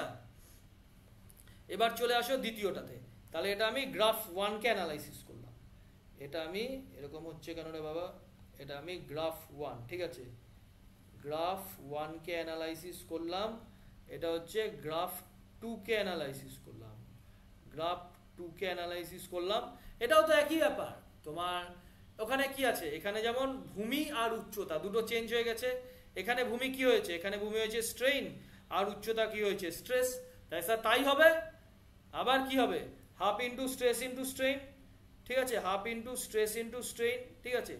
আচ্ছা স্ট্রেস ইন্টু স্ট্রেইন কোথায় হয়, কোনো একটা মেটেরিয়ালে হয়, তো তার মেটেরিয়ালে হয়, ফলে তার একটা ভলিউম রয়েছে, তার মধ্যে স্ট্রেস স্ট্রেন জেনারেট হয়, সেই ভলিউমকে আমি ইউনিট ভলিউম নিয়ে নিচ্ছি, ঠিক আছে। তাহলে ভলিউমকে ইউনিট বুঝি বলো স্যার, এখানে ভলিউম লিখেছেন, ছাড়ো না ভলিউম। স্ট্রেন এনার্জি জেনারেট হচ্ছে স্ট্রেস স্ট্রেনের জন্য, মনে রাখবে যে কোনো একটা মেটেরিয়াল রয়েছে তার ইউনিট ভলিউমে হচ্ছে, এই ভলিউমটা হচ্ছে 1 ইউনিট, ঠিক আছে, এটা 1 ইউনিট ভলিউমে এটা হচ্ছে, তাহলে ভলিউম হলো। তাহলে কি করলাম, স্ট্রেসকে লিখলাম স্ট্রেস, স্ট্রেইনকে লিখলাম স্ট্রেস বাই ই, তাহলে ফর্মুলাটা হয়ে গেল half into sigma square divide by E. মনে থাকবে, দেখে নাও ভাই, মনে থাকবে তো এইভাবে। চলো ভুলো না কিন্তু দয়া করে, ঠিক আছে, ভুলো না। সেটা আমার সাথে একটা ছেলে চাকরি করে, ওর সঙ্গে আলোচনা হচ্ছিল এই তোমার এই রেজিলিয়েন্স, প্রুফ রেজিলিয়েন্স, ঠিক আছে, এই জায়গাটা আমি দেখলাম বুঝে পড়েনি, পড়েছে বলতে পারছে, কিন্তু পার্থক্য যে আমি ওকে জিজ্ঞাসা করলাম, আচ্ছা বলতো যে দাদা ঠিক আছে রেজিলিয়েন্স বললি, তাহলে রেজিলিয়েন্স আর প্রুফ রেজিলিয়েন্সের মানেটা কি, তখনই গোলাচ্ছে কিন্তু, ঠিক আছে। এইভাবে কিন্তু পড়তে হবে, জিনিসটা বুঝে বুঝে পড়তে হবে। তাহলে এই হয়ে গেল তোমাদের 8টা পয়েন্ট। তাহলে স্ট্রেন এনার্জি পর্যন্ত, না স্ট্রেন এনার্জি না, স্ট্রেন এনার্জি শেষ হয়নি, এই রেজিলিয়েন্স, প্রুফ রেজিলিয়েন্স আর মডুলাস অফ রেজিলিয়েন্সকেও আমি স্ট্রেন এনার্জির মধ্যেই রেখেছি, কারণ যখন নিউমেরিক্যাল প্রবলেম করাই তখন আমি দেখাইছিলাম তোমাদের যে এই রেজিলিয়েন্স, প্রুফ রেজিলিয়েন্স আর মডুলাস অফ রেজিলিয়েন্স তোমার ইয়ে হয় এই স্ট্রেন এনার্জির সাথে রিলেটেড, ঠিক আছে। এবার চলে আসে হচ্ছে রেজিলিয়েন্স, রেজিলিয়েন্স, প্রুফ রেজিলিয়েন্স আর মডুলাস অফ রেজিলিয়েন্স, ঠিক আছে। আচ্ছা রেজিলিয়েন্স মানে কি বলতো, রেজিলিয়েন্স মানে এই ধরো একটা বডি রয়েছে, চলো আবার এইটাতেই চলে যাই, গ্রাফেই চলে যাই, এই এ থেকে বি পর্যন্ত, বি হচ্ছে ইলাস্টিক লিমিট, ঠিক আছে, বি হচ্ছে ইলাস্টিক লিমিট, এই বি হচ্ছে ইলাস্টিক লিমিট, ঠিক আছে। তাহলে এই বি পর্যন্ত যেই strain energy within elastic limit, সেটা তো ম্যাক্সিমাম। স্ট্রেন এনার্জি আমি কিভাবে ক্যালকুলেট করব, বি পর্যন্তই তো ক্যালকুলেট করব, তারপরে তার ইলাস্টিক লিমিট থাকছে না, প্লাস্টিকে চলে যাচ্ছে। তাহলে বি, এ আর বি এইটুকুন যে হ্যাচিং ট্রায়াঙ্গেল, এর যে স্ট্রেন এনার্জি সেটা তো ম্যাক্সিমাম স্ট্রেন এনার্জি। আমার সাথে একমত? দেখে নাও, ঠিক আছে। এবার বি এর নিচে এই পয়েন্টগুলো 1 নম্বর পয়েন্ট, 2 নম্বর পয়েন্ট, 3 নম্বর পয়েন্ট, 4 নম্বর পয়েন্ট, 5 নম্বর পয়েন্ট। তুমি যদি বলো স্যার এই এ আর 4 নম্বর পয়েন্টের আমি স্ট্রেন এনার্জি ক্যালকুলেট করবো, বললাম ঠিক আছে চলো। তুমি বলছো তাহলে এ আর 4 নম্বর পয়েন্টের স্ট্রেন এনার্জি ক্যালকুলেট করবে, তাহলে এটুকুন পোর্শনের স্ট্রেন এনার্জি তোমার সুরাজ ক্যালকুলেট করতে চায়, এটুকুন পোর্শনের স্ট্রেন এনার্জি। এটুকুন স্ট্রেন এনার্জি যে তুমি ক্যালকুলেট করছো, এটাকে বলা হয় রেজিলিয়েন্স, ঠিক আছে। রেজিলিয়েন্স তো স্ট্রেন এনার্জিরই একই তো তোমার একই গোত্রের তো এরা। তাহলে এই ইলাস্টিক লিমিটের ভেতরে, ঠিক আছে, ইলাস্টিক লিমিটের ভেতরে বা আন্ডার ইলাস্টিক লিমিট যে কোনো একটা পয়েন্ট নিলে 4 নম্বর পয়েন্ট, তুমি বলো স্যার আমি 4 নম্বর কেমন নেবো, ঠিক আছে। এই বিবেকানন্দ বলো স্যার এই 5 নম্বর নাও না, 3 নম্বর নেবো নাও না, ঠিক আছে। এই বি এর নিচে যে কোনো একটা পয়েন্ট চুজ করে তার এনার্জি ক্যালকুলেট করো, সেটা হচ্ছে রেজিলিয়েন্স। বোঝা গেছে রেজিলিয়েন্স কি জিনিস? হ্যাঁ স্যার। আচ্ছা যদি হ্যাঁ স্যার। ম্যাক্সিমাম কোথায় হবে? ম্যাক্সিমাম হবে বি পয়েন্টে, ঠিক আছে? তাহলে ম্যাক্সিমাম স্ট্রেন এনার্জি যদি ক্যালকুলেট করি তাহলে তাকে বলা হয় প্রুফ রেজিলিয়েন্স। বোঝা গেছে রেজিলিয়েন্স আর প্রুফ রেজিলিয়েন্সে কি পার্থক্য আছে দেখে নাও। বোঝা গেছে? আচ্ছা এবার একটা পয়েন্ট বলে দিচ্ছি, এই proof resilience per unit volume যদি হয়, ঠিক আছে, সেটা হচ্ছে মডুলাস অফ রেজিলিয়েন্স, ঠিক আছে? ওই ভলিউমটা দেখালাম না, ভলিউমটা 1 ইউনিট, এটা হচ্ছে মডুলাস অফ রেজিলিয়েন্স, ঠিক আছে? চলো এবার আসি, এবার পড়ে শোনাই, ঠিক আছে? অ্যামাউন্ট অফ এনার্জি, এনার্জি বা স্ট্রেন এনার্জি একই জিনিস, ঠিক আছে? Amount of energy absorbed by a body within elastic limit, এটা হচ্ছে তোমার রেজিলিয়েন্স। এবার হচ্ছে প্রুফ রেজিলিয়েন্স কি? Maximum energy up to elastic limit, ওই বি পয়েন্ট অবধি, ঠিক আছে? Proof resilience per unit volume is called modulus of resilience. বোঝা গেছে? চেষ্টা করো আর যেন পড়তে না হয়। আমি কিন্তু এই তোমাদের যে, আমিও চেষ্টা করবো, এটা আমারও একটা লড়াই, যে এই তোমাদের যে ব্যাচটা পড়াবো না, মানে আমিও যাতে সম্পূর্ণ সিভিল ইঞ্জিনিয়ারটা মাথায় রাখতে পারি। তা না হলে আমি এমন একটা ফেজের মধ্যে দিয়ে যাচ্ছি, বিশ্বাস করো, সকালবেলা বেরোই, ঠিক আছে, অফিসে গিয়ে না বসার সময় পাচ্ছি না। হ্যাঁ মানে এখন তো বিল চলে এসছে, বসতে পারছি না অফিসে গিয়ে, যে মাঝে মাঝে কোশ্চেন, নিজের কাছেই নিজেকে কোশ্চেন করি যে এই ছেলেমেয়েগুলোকে যে পড়াচ্ছি, পড়াতে পারবো তো আর এত চাপের মধ্যে দিয়ে, ঠিক আছে? তারপরে আবার মনে হয় যে না আমি অনেককেই বলি যে টানতে পারবো তো, ঠিক আছে? বলে যে দেখো তোমাকে লোকে চেনেই হচ্ছে তুমি পড়াও বলে, হয় নিজের পরিচিতিটা নষ্ট করো না, ঠিক আছে? এখন পরিচিতিটা ধরে রাখার জন্যই কিন্তু পড়ানো।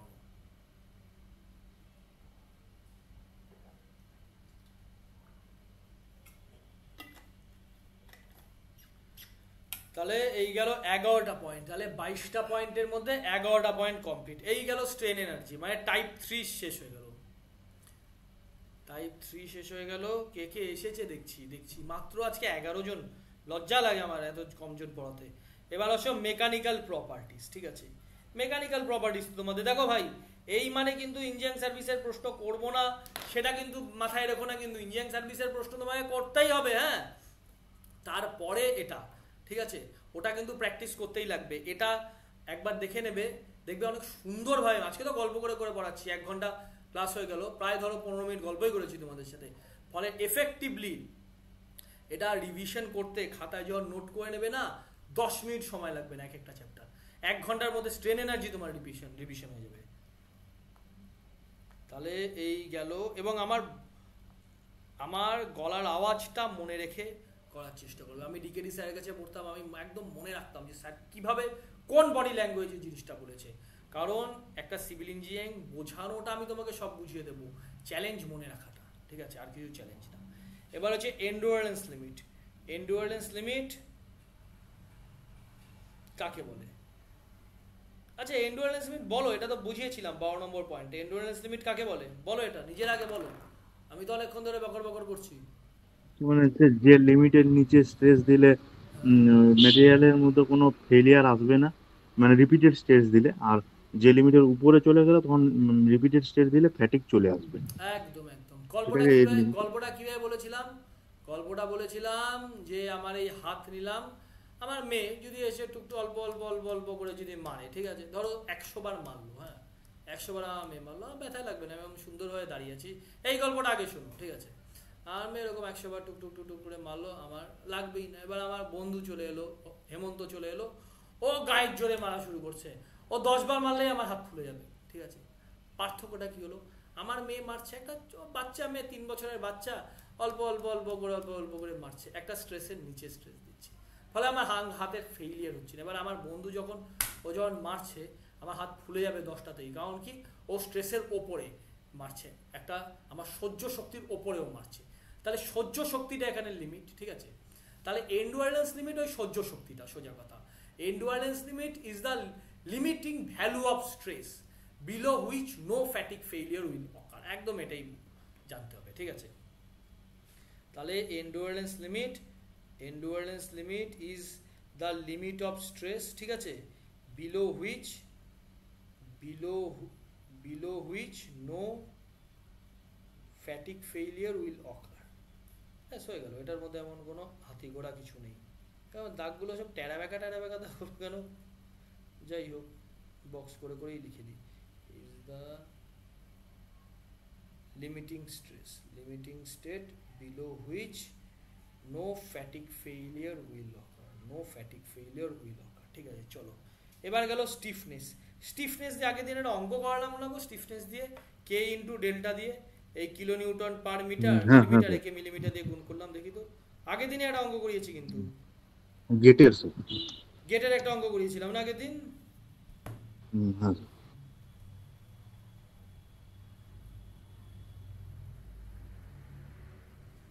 হ্যাঁ অবশ্য কোশ্চেন পেপারেও লিখিত, হ্যাঁ প্রশ্নগুলো কোথায় লিখেছি মনে নাই, হ্যাঁ যাই হোক। গেটের 2020 কোশ্চেন, তাহলে বই গেট কোশ্চেন পেপারে লিখেছিলাম। তাহলে স্টিফনেস কি জিনিস?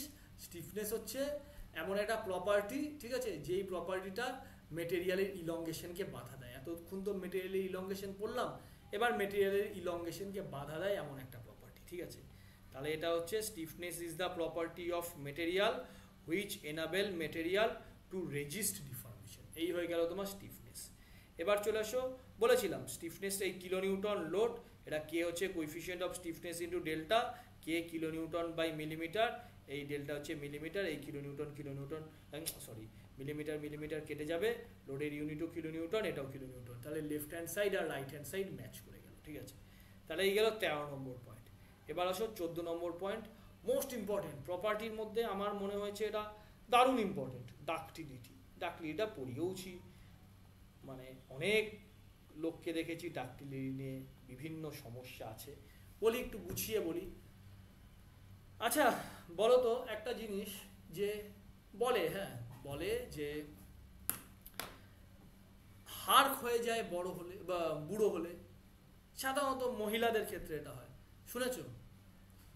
যেমন দেখবে দেয় ওমেন্স হরলিক্স দেয়, ওমেন্স হরলিক্সে তোমার কি থাকে, ওমেন্স হরলিক্সে বেশিরভাগ পরিমাণটা হচ্ছে ক্যালসিয়াম থাকে, ঠিক আছে। ভঙ্গুর হয়ে যায় হাড়, ঠিক আছে, হাড় ভঙ্গুর হয়ে যায় ক্যালসিয়ামের অভাবে, ঠিক আছে। আমার ঠাকুমা শেষ জীবনে আমার ঠাকুমার হাড় ভেঙে যেত, মানে একটু পড়ে যেতেন, হ্যাঁ, হাড় অনেক ফ্র্যাকচার হয়েছিল। তারপরে আগেকার দিনের খাওয়া দাওয়ার একটু অভাব ছিল এক সময়, তো সে সময় আমাদের যাই হোক, তো ডাক্তার বলেছিল হাড় ভেঙে যায়, ঠিক আছে, ক্যালসিয়ামের অভাবে হাড় ভঙ্গুর হাড় হয়ে যায়, এটা একটা সমস্যা মহিলাদের। তাহলে কি, যদি তাহলে হাড় ভঙ্গুর হয়, তাহলে কি এর রেমেডি কি? ক্যালসিয়াম বেশি করে খাওয়াতে হবে, ছোটোবেলার থেকে দই খাওয়াতে হবে, ঠিক আছে, মেয়ে বাচ্চাদের। এইভাবে গেলে ধীরে ধীরে একটা সার্টেন এজে তোমার হাড় ভঙ্গুর হবে না। তাহলে এই তো তোমার ডাকলিডি মানে কি, মাইল্ড স্টিল, ঠিক আছে। তা স্টিল তো আর ক্যালসিয়ামের ওষুধ খাওয়ানো যাবে না, তাহলে ওকে কি করতে হবে, C for calcium, C for কার্বনের পরিমাণ বাড়াতে হবে। একদম এভাবে মনে রাখো, ক্যালসিয়াম তো খাওয়াতে পারছো না, এই আমার ঠাকুমার গল্পটা মনে রাখলে, এবার সি ফর ক্যালসিয়াম থেকে সি ফর কার্বন, তাহলে কি হাড়ের শক্তি বাড়ে, এখানেও কিন্তু শক্তি বাড়ে, আর কিছু বাড়ে না। এই স্ট্রেস মানে কি, স্ট্রেস মানে হচ্ছে ফোর্স বাই এরিয়া, স্ট্রেস মানে হচ্ছে stress equals to P by A, force per unit area, ঠিক আছে। তাহলে কার্বন আমি ধীরে ধীরে দেব। তাহলে দেখো, যখন লো কার্বন যখন ছিল তখন তোমার স্ট্রেস কত, পিক পয়েন্টগুলোই নিচ্ছি মোটামুটি। লো কার্বনের ক্ষেত্রে এটা হচ্ছে স্ট্রেস। তোমার মিডিয়াম কার্বনের ক্ষেত্রে, কার্বনের পরিমাণ বাড়াচ্ছি, আর কিচ্ছু বাড়াচ্ছি না, কিন্তু মিডিয়াম কার্বনের ক্ষেত্রে এটা হচ্ছে স্ট্রেস মানে কি, আলটিমেটলি স্ট্রেংথ। পি মানে তো স্ট্রেংথ, যে ফোর্সকে বেশি নিতে পারবে, যার স্ট্রেংথ বেশি। তাহলে এই গেল 1 নম্বর, এই গেল 2 নম্বর, এই গেল 3 নম্বর। তাহলে তুমি কি দেখতে পাচ্ছ, যত আমি এখানে লো কার্বন রয়েছে, লো কার্বন থেকে মিডিয়াম কার্বনে গেলাম, মিডিয়াম কার্বন থেকে হাই কার্বনে গেলাম, কার্বনের পরিমাণ যত বাড়াচ্ছি স্ট্রেন নেওয়ার ক্যাপাসিটি তত বাড়ছে। বুঝলে জায়গাটা? এটা একটা পয়েন্ট আসবেই এখান থেকে একটা প্রশ্ন ডাকলিডিটির। তাই ডাকলিডিটির ফার্স্ট পয়েন্টটা বোঝা গেল? ঠিক আছে। আচ্ছা দেখো, যত এটা দেখো, এবার একটা জিনিস দেখো, একটা জিনিস তুমি চিন্তা করো তো, তোমার এটাও চিন্তা করলেই পারবে কিন্তু, ঠিক আছে। স্ট্রেংথের ব্যাপারটা কিন্তু চিন্তা করলে পারবে, হাড় ক্ষয় হয়ে যাওয়ার সঙ্গে মেলাতে হবে, সর্বদা বলি মিলিয়ে মিলিয়ে পড়ো, ঠিক আছে। এবার তোমার যত বেশি ওর স্ট্রেংথ কম হবে, ঠিক আছে, স্ট্রেংথ কম কার, একটা রবারের একটা বার নিলে, রবারের বার, ঠিক আছে। আমার মেয়ের খেলনা কিছু আছে, ওগুলো এখন আনতে যেতে হবে, ওগুলো কিরকম হবে, ভাঙে না কিন্তু, স্ট্রেংথ কম নিতে পারে, ঠিক আছে। অল্প একটু স্ট্রেংথ দিলেই কিন্তু এ ঘরে নেই, নাহলে আমি নিয়ে আসতাম, ঠিক আছে। ওর রবারের পেন আছে কতগুলো, রবারের একটা পেন নিলে, রবারের পেনকে তুমি দাও, রবারের পেনটা বেঁকে যাবে, ঠিক আছে, মানে কি ওর ডাক্টিলিটি বেশি, ডাক্টিলিটি। এবার বলতে হবে স্যার বেঁকে যাওয়াকে তো ডাক্টিলিটি হয় না, আমি বোঝাচ্ছি তোমাকে, ঠিক আছে। তার মানে ডাক্টিলিটি বেশি ওর ক্ষেত্রে, তাহলে কি স্ট্রেংথ কম নিতে পারে কিন্তু ডাক্টিলিটি বেশি। আমার মেয়ের খেলনাটাকে দিয়ে মনে রাখবে, ঠিক আছে। এবার ডাক্টিলিটি বেশি, ডাক্টিলিটি বেশি কার, যে স্ট্রেংথ কম নিতে পারছে। এই পেনটা তো প্লাস্টিকের পেনটা তো অনেক স্ট্রেংথ নিতে পারবে, ওকে মচকাও তো ক্যাচ করে এখান থেকে ভেঙে যাবে, ঠিক আছে। তার মানে কি স্ট্রেংথ বেশি নিতে পারছে, ডাক্টিলিটি কম, ঠিক আছে। তাই ডাক্টিলিটি আর স্ট্রেংথ এইভাবে তুমি রিলেট করলে, তাহলে এই লো কার্বন স্ট্রেংথ নেওয়ার ক্ষমতা কম, ঠিক আছে, কিন্তু লো কার্বনের ক্ষেত্রে ডাক্টিলিটি এখানে 1' দিয়ে দিলাম, এই লাল রঙের পয়েন্টটা, এই বা আমি 1' না দিয়ে এবি, ঠিক আছে, 1'ও কি ক্ষতি আছে, 1'। এবার মিডিয়াম কার্বন যেটা বেগুনি রঙের কালি দিয়ে দেখেছি, একটু বেশি স্ট্রেন নিতে পারছে, ডাক্টিলিটি একটু কমে গেল, এই 2 নম্বর পয়েন্টে ডাক্টিলিটি চলে আসলো, ঠিক আছে। এবার আসো হাই কার্বন, আরেকটু কার্বন বাড়লাম, স্ট্রেংথ আরেকটু বেশি নিতে পারছে, ঠিক আছে। এবার ওর ডাক্টিলিটি আরেকটু কমে যাচ্ছে, এর ডাক্টিলিটি এই 3 নম্বরে কমে যাচ্ছে। তাই তুমি কি দেখলে, যত স্ট্রেংথ নেওয়ার ক্ষমতা বাড়ছে, ঠিক আছে, তত তোমার আচ্ছা এটা এভাবে তো বললে চলবে না, দাঁড়াও একটু আরেকভাবে বলি জিনিসটা, ঠিক আছে, জিনিসটা কোনো ইয়ে না, এটাকে ডাক্টিলিটি বললে রেঞ্জটা দেখাতে হবে, ডাক্টিলিটি বললে এভাবে বললে চলবে না, ঠিক আছে। দেখো যাই হোক, ভুলে যাও যেটুকুন বললাম, একটু এটা আসছে না কেন, পুরো ডায়াগ্রামটা ছোট বললাম, হয়েছে, সময় নিচ্ছে, ল্যাগ হচ্ছে, তার মানে নেটটা একটু স্লো আছে, আমি বলছি তার 1-1.5 সেকেন্ড পরে তোমরা শুনতে পারছো, নেট ল্যাগ হচ্ছে, ঠিক আছে। স্ট্রেংথ অবধি আসো, ঠিক আছে, স্ট্রেংথ অবধি আসলে এবার ইলাস্টিক লিমিট, প্লাস্টিক লিমিট দিয়ে ডাক্টিলিটিটা বোঝায়, ঠিক আছে। ডাক্টিলিটি মানে যার প্লাস্টিক রেঞ্জটা বড়, সে তত বেশি ডাকটাইল, ঠিক আছে। এই একটা তোমার নেক ফর্মেশন হয়, ওই বাদ দাও, বাচ্চার খেলনার গল্পটা বাদ দাও, বাচ্চার খেলনার গল্পটা দিয়ে মিলবে না, ইঞ্জিনিয়ারিং এর মতন মনে রাখতে হবে, ঠিক আছে ভাই। এবার তোমার ওই ডাক্টিলিটি মানে একদম পাতলা এরকম নেক ফর্মেশন হতে হতে হতে হতে এইভাবে নেক ফর্মেশন হতে হতে অনেক স্ট্রেংথ নেওয়ার পর ও ছিল, এই অনেক স্ট্রেংথ নেওয়ার পর ও ছিল এরকম, ঠিক আছে। এবার এখান দিয়ে এই হচ্ছে তোমার ডাক্টিলিটি, এই হচ্ছে ডাক্টিলিটি, এই নেক ফর্মেশন, ঠিক আছে। যার স্ট্রেংথ নেওয়ার ক্ষমতা কম তার ডাক্টিলিটিটা বেশি, ডাক্টিলিটি মানে প্লাস্টিক রেঞ্জটা বেশি, ঠিক আছে। ইলাস্টিক রেঞ্জ তো সবারই মোটামুটি সমান, প্লাস্টিক রেঞ্জটা বেশি, ঠিক আছে। তাহলে এই হচ্ছে, তাহলে প্লাস্টিক রেঞ্জ বেশি, তাহলে দেখো লো কার্বনের ক্ষেত্রে প্লাস্টিক রেঞ্জটা সবচেয়ে বড়, লাল রঙের কালি দিয়ে যেটা লিখেছি। এবার মিডিয়াম কার্বনের ক্ষেত্রে স্ট্রেংথ একটু বেশি নিতে পারছে, প্লাস্টিক রেঞ্জটা তার চেয়ে কম। এবার হাই কার্বনের সময় স্ট্রেংথ আরেকটু বেশি নিতে পারছে, প্লাস্টিক রেঞ্জটা আরেকটু কম। তাহলে কি দেখলে, লো কার্বন থেকে যেই হাই কার্বনে গেলে স্ট্রেংথ নেওয়ার ক্ষমতা বাড়লেও ডাক্টিলিটিটা কমে যাচ্ছে, এভাবেও জিনিসটা বোঝানো যায়, ঠিক আছে। আবার এভাবেও বোঝানো যায়, ডাক্টিলিটি মানে কি, ম্যাক্সিমাম স্ট্রেইন, ঠিক আছে, কে বলা হয় ডাক্তাই তো ম্যাক্সিমাম স্ট্রেইন, হ্যাঁ, যার স্ট্রেইনকেই ডাক্টিলিটি বলছে এখানে, ঠিক আছে। এটা হচ্ছে ম্যাক্সিমাম স্ট্রেইন নেওয়ার ক্ষমতা, এই এ পয়েন্ট বলো এটাকে, তোমার মিডিয়াম কার্বনের ক্ষেত্রে বি পয়েন্ট বলো, আর হাই কার্বনের ক্ষেত্রে সি পয়েন্ট বলো, এটা তো ম্যাক্সিমাম স্ট্রেইন নেওয়ার ক্ষমতা। আমি তো এক্স অ্যাক্সিসের স্ট্রেইন দিয়ে রিপ্রেজেন্ট করছি, এর পরে স্ট্রেইন বাড়ালে তোমার ইয়ে হয়ে যাবে তো, ফেইলিয়ার হয়ে যাবে তো। ফলে তুমি প্লাস্টিক রেঞ্জ দিয়েও বোঝাতে পারো, আবার তুমি বোঝাতে পারো ম্যাক্সিমাম স্ট্রেইন যার বেশি তার ডাক্টিলিটি বেশি, এভাবেও তুমি বোঝাতে পারো, দুভাবেই তুমি বলতে পারো কিন্তু এক্সপ্লেনেশন, ঠিক আছে। তার মানে তোমাকে মনে রাখতে হচ্ছে স্ট্রেংথ যত বাড়ছে তার মানে কি, হাড়ে কার্বনের পরিমাণ, হাড়ে ক্যালসিয়ামের পরিমাণ বাড়ছে, লোহায় ক্যালসিয়াম খেতে পারে না, ফলে লোহায় কার্বনের পরিমাণ বাড়বে, আর যত কার্বনের পরিমাণ বাড়বে ডাক্টিলিটি তত কমে যাবে, ঠিক আছে। ব্যাস একদম ক্লিয়ার হলো, হয়েছে, জায়গাটা বোঝা গেছে? হ্যাঁ স্যার। এবার আসো, এবার এটা একটা ইঞ্জিনিয়ারিং সার্ভিসের প্রশ্ন। ইঞ্জিনিয়ারিং সার্ভিস 2021-এ এসেছিল যে ultimate tensile strain in steel is in the range of 0.12 থেকে 0.20, ঠিক আছে? এটা করিয়েছিলাম, এটা আরসিসি করানোর সময় করিয়েছিলাম। এটা একটা পয়েন্ট গেল, এটা মনে রাখবে। 2 নম্বর point, as temperature increase strength and elastic limit decrease বা ডাক্টিলিটি ইনক্রিজ। এটা তো বোঝানোর কিছু নেই, টেম্পারেচার যত বাড়বে, ঠিক আছে, তোমার এই স্ট্রেংথ আর ইলাস্টিক লিমিট, ঠিক আছে, এই দুটো ডিক্রিজ করবে, কিন্তু ডাক্টিলিটি ইনক্রিজ করবে। এটা মনে রাখতে হবে, এর কিছু নেই, ব্যাপার নেই। টেম্পারেচার বাড়াও, টেম্পারেচার বাড়লে স্ট্রেংথ কমবে, ঠিক আছে, ইলাস্টিক লিমিট কমবে। আবার ইলাস্টিক লিমিট কমবে আর ডাক্টিলিটি মানে তোমাদের কি বললাম, এই প্লাস্টিক রেঞ্জটাকেই তোমার ডাক্টিলিটি বলে। এই প্লাস্টিক রেঞ্জটা বেড়ে গেল, ইলাস্টিক লিমিট কমলো আর প্লাস্টিক রেঞ্জটা বেড়ে গেল। প্লাস্টিক রেঞ্জ বেড়ে যাওয়া মানেই তো তার ডাক্টিলিটি বেড়ে যাওয়া, ঠিক আছে? এটাকেই এখানে লিখে রেখেছি, প্লাস্টিক রেঞ্জ মানে ডাক্টিলিটি। ডাক্টিলিটি খুব ইম্পর্টেন্ট প্রপার্টি, এর বাইরে প্রশ্ন হয় না। বোঝা গেছে? হ্যাঁ স্যার। আচ্ছা, স্ট্রেইন হার্ডেনিং, এই পয়েন্টটা নিয়ে আমি অলরেডি আলোচনা করেছিলাম। স্ট্রেইন হার্ডেনিং একটা মেটেরিয়ালের প্রপার্টি, যেই প্রপার্টির জন্য, ঠিক আছে, কি হয়, একটা সার্টেন স্ট্রেইন দিলে কোনো একটা মেটেরিয়ালকে, তারপর সে হার্ড হচ্ছে। This property is called strain hardening. বোঝা গেছে স্ট্রেইন হার্ডেনিং কি? ঠিক আছে। এবার হচ্ছে ইলাস্টোপ্লাস্টিক আর আইডিয়াল প্লাস্টিক, 16 নম্বর পয়েন্ট, ঠিক আছে? আচ্ছা, ইলাস্টোপ্লাস্টিক কি? এটা গেল ইলাস্টোপ্লাস্টিক আর আইডিয়াল প্লাস্টিক। তাহলে এখানে দেখো, এটা জাস্ট ডায়াগ্রাম, এটাও ইঞ্জিনিয়ারিং সার্ভিসের প্রশ্ন এসেছিল, ঠিক আছে? ইলাস্টোপ্লাস্টিক কি? এখানে এই প্লাস্টিক রেঞ্জটাও দেখতে পাচ্ছ, এটা প্লাস্টিক বলি, এটা ইলাস্টিক লিমিটও দেখতে পাচ্ছ এখানে, আবার এই প্লাস্টিক রেঞ্জও তুমি দেখতে পাচ্ছ,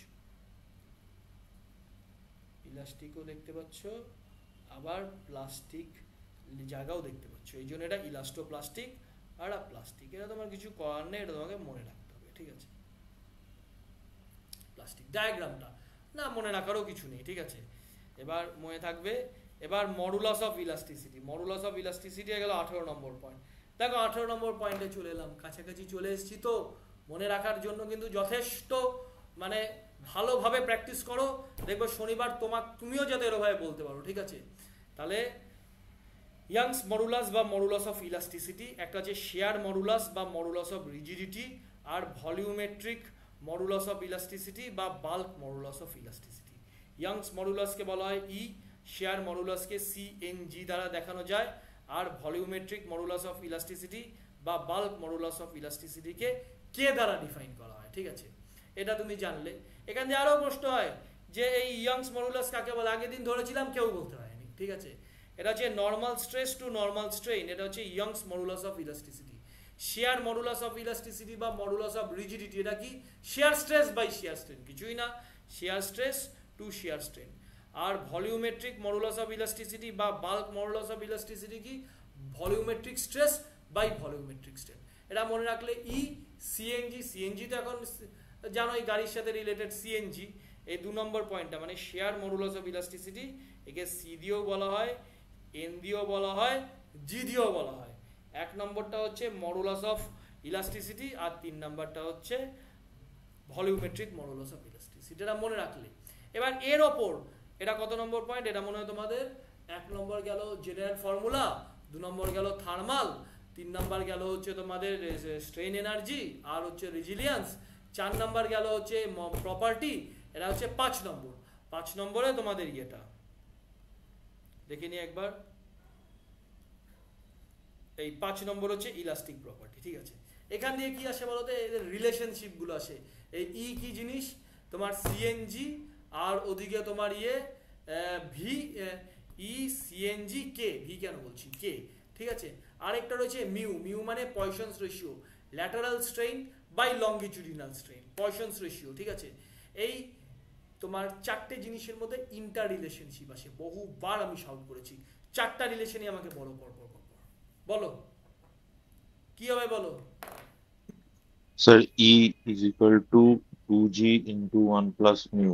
ঠিক আছে, না দেখে বলো কিন্তু সম, ঠিক আছে? হ্যাঁ, না দেখেই বলছি। ঠিক আছে, তারপরটা E is equal to 3K into 1 minus 2 mu. ঠিক আছে, তারপর একটা যে E is equal to 9 kg by 3K plus G. একদম। আর একটা হচ্ছে mu is equal to 3k minus 2g by 6k plus 2g। 6k হ্যাঁ ঠিক আছে ঠিক আছে, ওকে গুড গুড। দেখো মনে রাখতে হবে, আমিও দেখে বলি না বলবে স্যার আপনি কিভাবে বলছেন, ঠিক আছে। তিনটে ডেফিনেশন বানলে, ঠিক আছে। একটা হচ্ছে E equals two 2c 1 plus mu, এটা হচ্ছে প্রথম ফর্মুলা। দ্বিতীয় ফর্মুলা হচ্ছে E equals two 3k 1 minus 2 mu, ঠিক আছে। পয়সন্স রেশিওটা মিউ। এবার হচ্ছে মিউ কি, মিউ হচ্ছে 3k minus 2g divided by 6k plus 3k minus 2g divided by 6k plus 2g, ঠিক আছে, হলো। আর হচ্ছে তারপর হচ্ছে E equals to 9 KG divide by 3k plus G. এরকম ভাবে মনে রাখতে হবে, কি উপায় আছে, ঠিক আছে। ও প্র্যাকটিস করেছে, আমিও প্র্যাকটিস করেছি, কিন্তু যে প্র্যাকটিস করবে সেই মনে রাখতে পারবে। এটা তো আর বোঝানোর কিছু নেই, এই জায়গাটা তো তোমাকে মনে রাখতে হবে, জর্জরা মনে রাখতে হবে। এ দেখো এই চারটে ফর্মুলা, 19 নম্বর পয়েন্টে আমি এই চারটে ফর্মুলা লিখেছি, এই চারটে ফর্মুলা। আর কার কার মনে আছে এইভাবে আমি যেভাবে বললাম বা সোহম যেভাবে বললো, আর কার কার মনে আছে? অনেক মনে আছে?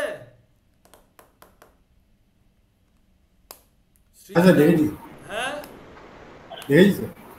হ্যাঁ স্যার মনে আছে এইভাবে। আচ্ছা 20 নম্বর পয়েন্ট হচ্ছে তোমার তোমার এই পয়সন্স রেশিও। পয়সন্স রেশিও কি?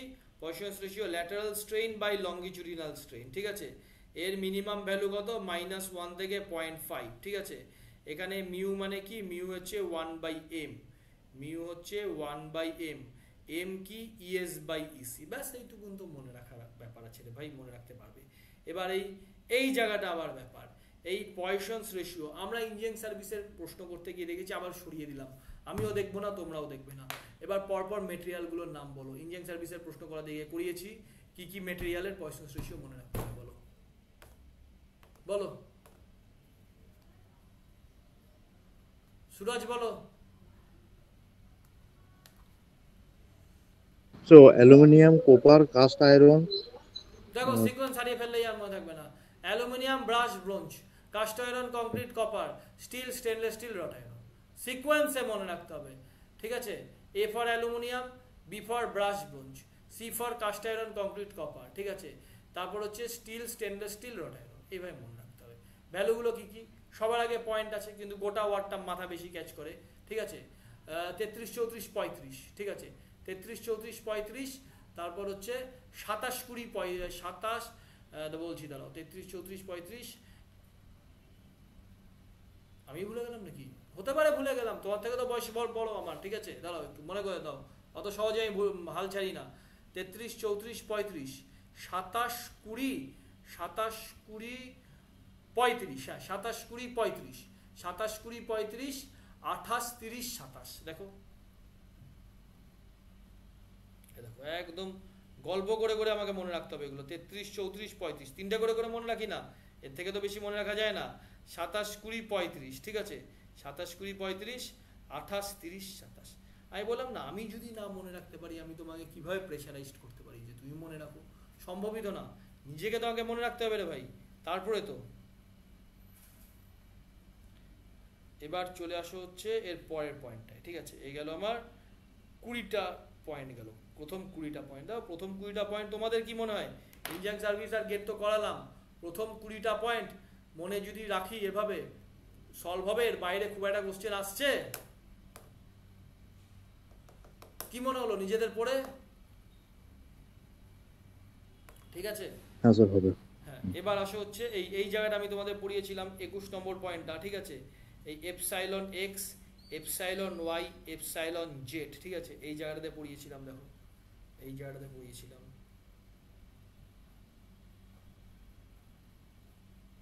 পরীক্ষার কোনো ডেট নিয়ে কিছু শুনেছো? তোমরা তো আমার থেকে বেশি, মানে বিভিন্ন হোয়াটসঅ্যাপ গ্রুপে বা বিভিন্ন অনেকে রয়েছে পিএসসি ভবনে গিয়ে তোমাদের এই বন্ধুরা খোঁজ খবর নিতে যাচ্ছে। কিছু শুনেছো কবে থেকে পরীক্ষা নোটিফিকেশন বেরোতে পারে বিভিন্ন?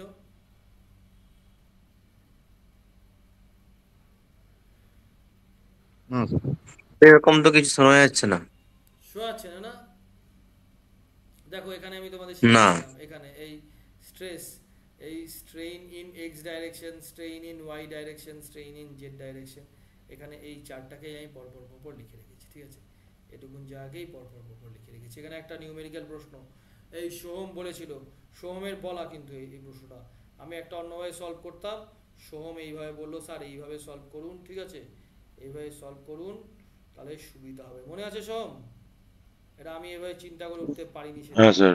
আমার প্রসিডিওরটা একটু লং হচ্ছিল, তুমি বলেই আমি এভাবে সলভ করলাম, ঠিক আছে। তাহলে এই গেল আমাদের 22 নম্বর পয়েন্ট, 22-23 তো হয়ে গেল, তাহলে 20-21-22 এটা তো আর বলার কিছু নেই, এটা ধীরে ধীরে ধীরে ধীরে সুন্দর করে বলেছি, ঠিক আছে। 20-21-22 গেল, দেখি কোথায় গেল, আর কিছু পয়েন্ট আছে নাকি, এটা গেল 20-21-22, ব্যাস আর কিছু নেই, এই তোমাদের শেষ হয়ে গেল, প্রথম চ্যাপ্টারটা শেষ, ঠিক আছে, প্রথম চ্যাপ্টারটা শেষ, বোঝা গেল? প্রথম চ্যাপ্টারটা মনে রাখতে পারবে তো? শনিবার না এরপরে তোমাদের রোববার ক্লাস নেব আমার, তোমার এবার শনিবার পড়াতে হবে না, অফিস থেকে গুলি করে দেবে, ঠিক আছে, এত বিল জমা হয়ে গেছে, এই শনিবার বিলগুলো করবো, ঠিক আছে, কালকে পরশু দুদিনে আমি সব বিল না হবো, তোমাদের রোববারে নেক্সট ক্লাস দেবো, শনিবার ক্লাসটা আমি বৃহস্পতিবার করে দেবো, ঠিক আছে, কোনো অসুবিধা নেই। এই গেল পড়ানো, এবার তোমাদের রুটিনটা তৈরি করে দিত এই মাসে, ঠিক আছে, কজন আছো গো আজকে? 11 জন আছো, ঠিক আছে, এই মাসে রুটিনটা তৈরি করে দিচ্ছি, কারোর যদি কিছু বক্তব্য থাকে বলো, ঠিক আছে, কারণ তোমাদেরই ব্যাচ, হ্যাঁ, রুটিনটা তৈরি করে দিচ্ছি। তারপর হচ্ছে মোর সার্কেলের 5-6টা পয়েন্ট বলার আছে, মোর সার্কেলের এই স্টেপগুলো বলবো, 2 নম্বর পয়েন্ট, 3 আজকে আর বলবো না, 4 নম্বর, এটা 5 নম্বর, 6 নম্বর, 7 নম্বর, 7টা পয়েন্ট, 9টা পয়েন্ট হবে, আরও 2টো পয়েন্ট অ্যাড অন করে আমি রোববারের ক্লাসে এটা বলবো, ঠিক আছে। চলো এবার রুটিনটা তৈরি, আজকে তোমাদের এক্সট্রা ক্লাস ছিল, যেহেতু যেটুকুন পড়ালাম এটা আমি শনিবারে পড়িয়েছি, কিন্তু ক্লাসে আমি দিতে পারিনি, তোমাদের রেকর্ডিংটা দিতে পারিনি, কোনো কারণে হয়েছে অসুবিধা, ঠিক আছে, রেকর্ডিং করতে হয়ে যায় মাঝে মাঝে। দাঁড়াও ক্যালেন্ডারটা বের করি, আমার কাছে ক্যালেন্ডারটা নেই, ওই মোবাইলে জায়গা কম ফলে ক্যালেন্ডারটা উড়িয়ে দিয়েছি, দেখি দাঁড়াও গুগল থেকে ক্যালেন্ডারটা বের করি, কবে তোমাদের ক্লাস নেই সেটা বলে দিচ্ছি। এটা মনে আছে তোমার দুর্গাপুজো কবে থেকে স্টার্ট হচ্ছে না, জানো না? 28 তারিখ থেকে। 28 তারিখ 28 থেকে শুরু হলে তো এই মাসের ক্লাসে তো কোনো হ্যাম্পারই হবে না পুজোর জন্য। আচ্ছা, পুজোর ষষ্ঠী পঞ্চমী থেকে, পঞ্চমী ষষ্ঠী সপ্তমী অষ্টমী নবমী দশমী, এই 6 দিনের মধ্যে যা ক্লাস থাকবে সেটাকে আমি পোস্টপোন করবো, ঠিক আছে। তারপরে কিন্তু তার এদিক ওদিক কিন্তু ক্লাস হবে, ঠিক আছে। আমার এখানে ক্লাস হবে, যদি তুমি তোমার মনে হয় রেকর্ডিং দেখবে তুমি রেকর্ডিং দেখতে পারো, আমার কোনো আপত্তি নেই, ঠিক আছে। যদি একজনও যদি ক্লাসে না আসে, আমি ক্লাস অন করব, গুগল মিটের লিঙ্ক দেবো, গুগল মিট অ্যাপ অন করে আমি নিজের মতন ভাবে কিন্তু বলতে থাকবো, ঠিক আছে। আমি এটা একবার করেছিলাম পুজোতে, ষষ্ঠীর দিন পঞ্চমীর দিন ক্লাস ছিল, আসেইনি, ঠিক আছে, 2023 হবে না, হ্যাঁ তখন রুড়কিতে আমি, ঠিক আছে, আমি কিন্তু ক্লাস করিয়েছিলাম, আমি নিজে, একজন এসেছিল তোমার, ওকে নিয়ে আমি এরকম অন করে একজন নিয়ে পরে বললো স্যার রেকর্ডিংয়ে দেখবো, কোনো ব্যাপার না, কিন্তু আমি চাইবো যাতে প্রত্যেকে অন্তত 15 জন যেন ক্লাসে অ্যাটেন্ড করে।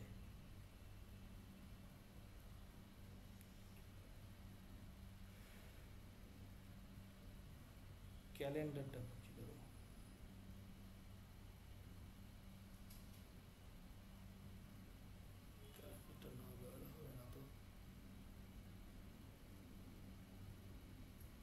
গভর্নমেন্ট অফ ওয়েস্ট বেঙ্গলের ক্যালেন্ডারটা, ক্যালেন্ডার 2025, আমাদেরও ছুটি ছাটাগুলো তো ওই ক্যালেন্ডার হিসাবেই না। সোম, তোমাদের জয়েনিং এর কিছু বললো পিএইচিতে? না স্যার, এখন অবধি বলেননি, ভেরিফিকেশন চলছে। এটা সেপ্টেম্বর চলছে তাই তো? স্যার সেপ্টেম্বর, ওই নভেম্বর ডিসেম্বর দিকে শুনলাম। ইরিগেশনে নভেম্বরের আগে জয়েনিং দেবে না, আমরা তো দেখেইছি, আমি তো অ্যাক্টিভলি আমরা অ্যাসোসিয়েশনের সঙ্গে যুক্ত রয়েছি, হ্যাঁ, ফলে কি হচ্ছে আমি সবই খবর পাচ্ছি। আচ্ছা দেখো, আজকে 11 তারিখ, হ্যাঁ, আজকে এটা তোমাদের সেপ্টেম্বর,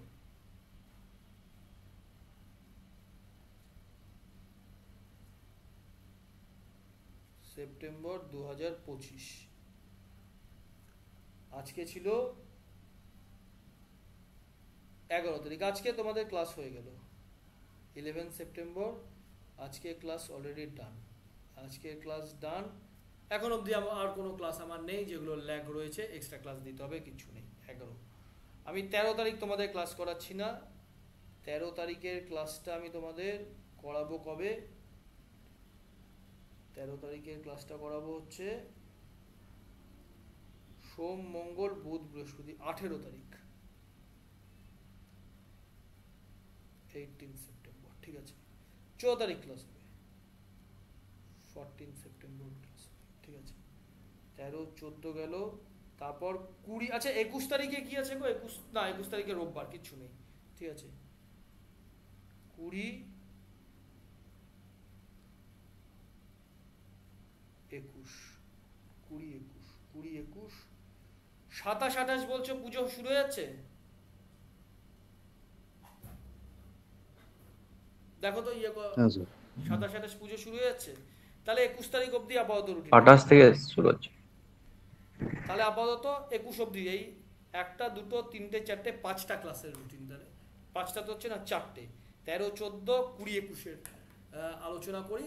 21 তারিখে আমরা দেখে নেব, ঠিক আছে, কিভাবে কি চেঞ্জ হচ্ছে, ঠিক আছে।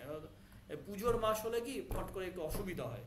তাহলে 14 তারিখে আমি তোমাদের যেটা করাবো, 14 তারিখে এই জায়গাটা তোমাদের করিয়ে দেবো, এই প্রিন্সিপাল স্ট্রেস স্ট্রেনটা কমপ্লিট করিয়ে দেবো, ঠিক আছে। এই থিওরিটুকুন বলবো যেটাকে আমি এক করেছি, আর সাথে সাথে যেই নিউমেরিক্যাল প্রবলেমগুলো আছে সেগুলো আমি তোমাদের 14 তারিখের ক্লাসে করিয়ে দেবো, ঠিক আছে। এগুলো 14 তারিখের ক্লাস, ডান। 14 তারিখের ক্লাসে কী হলো আলোচনা হয়ে গেল। এবার আসো 18 তারিখের ক্লাস। 18 তারিখের ক্লাসে আমি তোমাদের 20 তারিখের ক্লাসে করাবো আরসিসি ডিজাইনটা। আরসিসি ডিজাইন তোমাদের যতটুকুন টোটাল, এই আজকে যেরকম ভাবে বললাম না, আরসিসি ডিজাইন টোটালটা হবে না একদিনে, ঠিক আছে। টোটালটা চেষ্টা করব একদিনে করানোর, ঠিক আছে। টোটালটা যদি একদিনে করিয়ে দিতে পারি খুব ভালো, কারণ আরসিসি ডিজাইন তো বড় চ্যাপ্টার, 100 একদিনে হবে না, 127টা না 128টা পয়েন্ট, 20, 21 দুদিন, ঠিক আছে। একদিন তো রাখি, 21 তারিখটা দেখে কি হচ্ছে। 18 তারিখের ক্লাসে, 18 তারিখের ক্লাসে তাহলে তোমাদের 18 তারিখের ক্লাসে কি শুরু করা যায়? সয়েল মেকানিক্স শুরু করে দিই, ঠিক আছে। নতুন সাবজেক্ট সয়েল মেকানিক্স শুরু করব, নাকি তোমাদের করি সয়েল মেকানিক্স, নাকি এনভায়রনমেন্ট ইঞ্জিনিয়ারিংটা শুরু করব বলো তো? সয়েলটাই শুরু করি।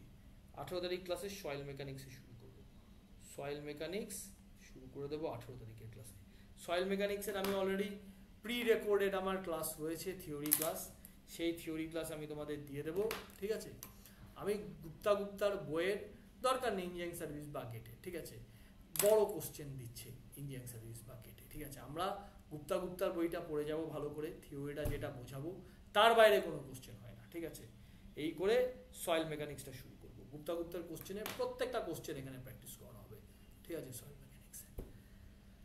এই আপাতত হলো, ঠিক আছে। চলো রোববার দিন তাহলে তোমাদের নেক্সট ক্লাস করাচ্ছি, ঠিক আছে। ওকে, গুড নাইট। হ্যাঁ, বোঝা গেল তো? এইভাবে যদি সাবজেক্টটাকে রেডি করিয়ে দিই হেল্প হবে তো? হ্যাঁ স্যার, অনেক বলছি। হ্যাঁ বলো। হ্যাঁ হ্যাঁ বলছি স্যার, সয়েল মেকানিক্স স্যার আপনি একটা এক্সেলে একবার একটা দিয়েছিলেন, ওই চ্যাপ্টার কোশ্চেন, ওই পদ্ধতিটাই ফলো করাবো, প্রত্যেকটা কোশ্চেন পড়াবো, প্রত্যেকটা কোশ্চেন ব্যাচে। এই তো ওই এক্সেলটাই খুলছি। আজকের ক্লাসটা দেখি কি হয়, আজকের ক্লাসে কোনো নয়েজ আসে কিনা। আমি ফ্যান ট্যান বন্ধ করে পড়িয়েছি। এই যে এই আসছে না কেন এখানে? ল্যাগ হচ্ছে আমার, আমি কিন্তু স্ক্রিন খুলে ফেলেছি, ঠিক আছে। কিন্তু তোমরা মনে হয় দেখতে পাচ্ছ, তোমরা মনে হয় কালো দেখছো নাকি? এবার দেখলে দেখো ল্যাগ হচ্ছে কিন্তু, মানে ভালো প্রায় 10-15 সেকেন্ডের উপরে ল্যাগ হচ্ছে। এখন দেখতে পাচ্ছ, আমি অনেক আগে খুলেছিলাম কিন্তু। এই চ্যাপ্টার অনুসারে প্রত্যেকটা চ্যাপ্টার পড়াবো, ঠিক আছে। প্রত্যেকটা কোশ্চেন হবে এখান থেকে, ঠিক আছে। ওকে, গুড নাইট। স্যার ইউথের কোশ্চেনগুলো একটু বলে দেবেন স্যার? কোনটা? ও হ্যাঁ, ইউথে প্রিন্সিপাল স্ট্রেস যে আটকেছে কোশ্চেন। হ্যাঁ, মানে কিছু কোশ্চেন তো মানে একটু, হ্যাঁ আছে কিছু। তুমি নাম্বারিং করে গ্রুপে দিয়ে দাও, ঠিক আছে। হ্যাঁ, রোববার দিন করে দেবো।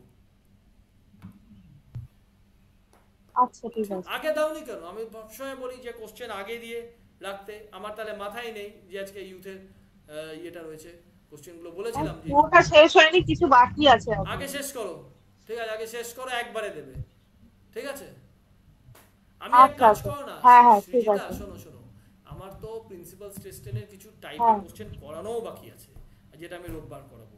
রোববারের ক্লাসটা হোক, দেখবে তার মধ্যে তোমার যেগুলো হ্যাঁ আটকাচ্ছে 70% রিজলভ হয়ে যাবে, ঠিক আছে? আগে রোববারের ক্লাসটা করো, তারপর দিও, ঠিক আছে? আচ্ছা ঠিক আছে, আসলে এখানে সব অ্যান্সার গুলো ফর্মুলা ধরে আছে দরকার নেই তুমি গ্রাফ করে করে করো, থাক না প্রত্যেকটা ফর্মুলা, থাক না। আমি তো গ্রাফে তো অনেক ইজি হয়, ফর্মুলা তো অনেক টাফ হয়, কত বড় বড় ফর্মুলা মনে রাখতে হবে। ও পারেনি যে সলভ করেছে ইউথের, ঠিক আছে? ও কোহালকার চ্যাম্পিয়ন আর যারা সলভ করেছে, ঠিক আছে? ও পারেনি বলে ও শর্টে হয়, মনে রাখতে হয় আমি ফর্মুলা। আমি ওটা গ্রাফ ধরেই করছি হ্যাঁ, মোর সার্কেল বুঝতে গেলে না সময় দিতে হয় মোর সার্কেলের উপর। সয়েল মেকানিক্স এর প্রিন্সিপাল স্ট্রেস স্ট্রেইন আত্মস্থ করতে হয়, তাহলে মোর সার্কেল বোঝা যায় ভালো করে, ঠিক আছে? ঠিক আছে, ওকে ওকে। হ্যাঁ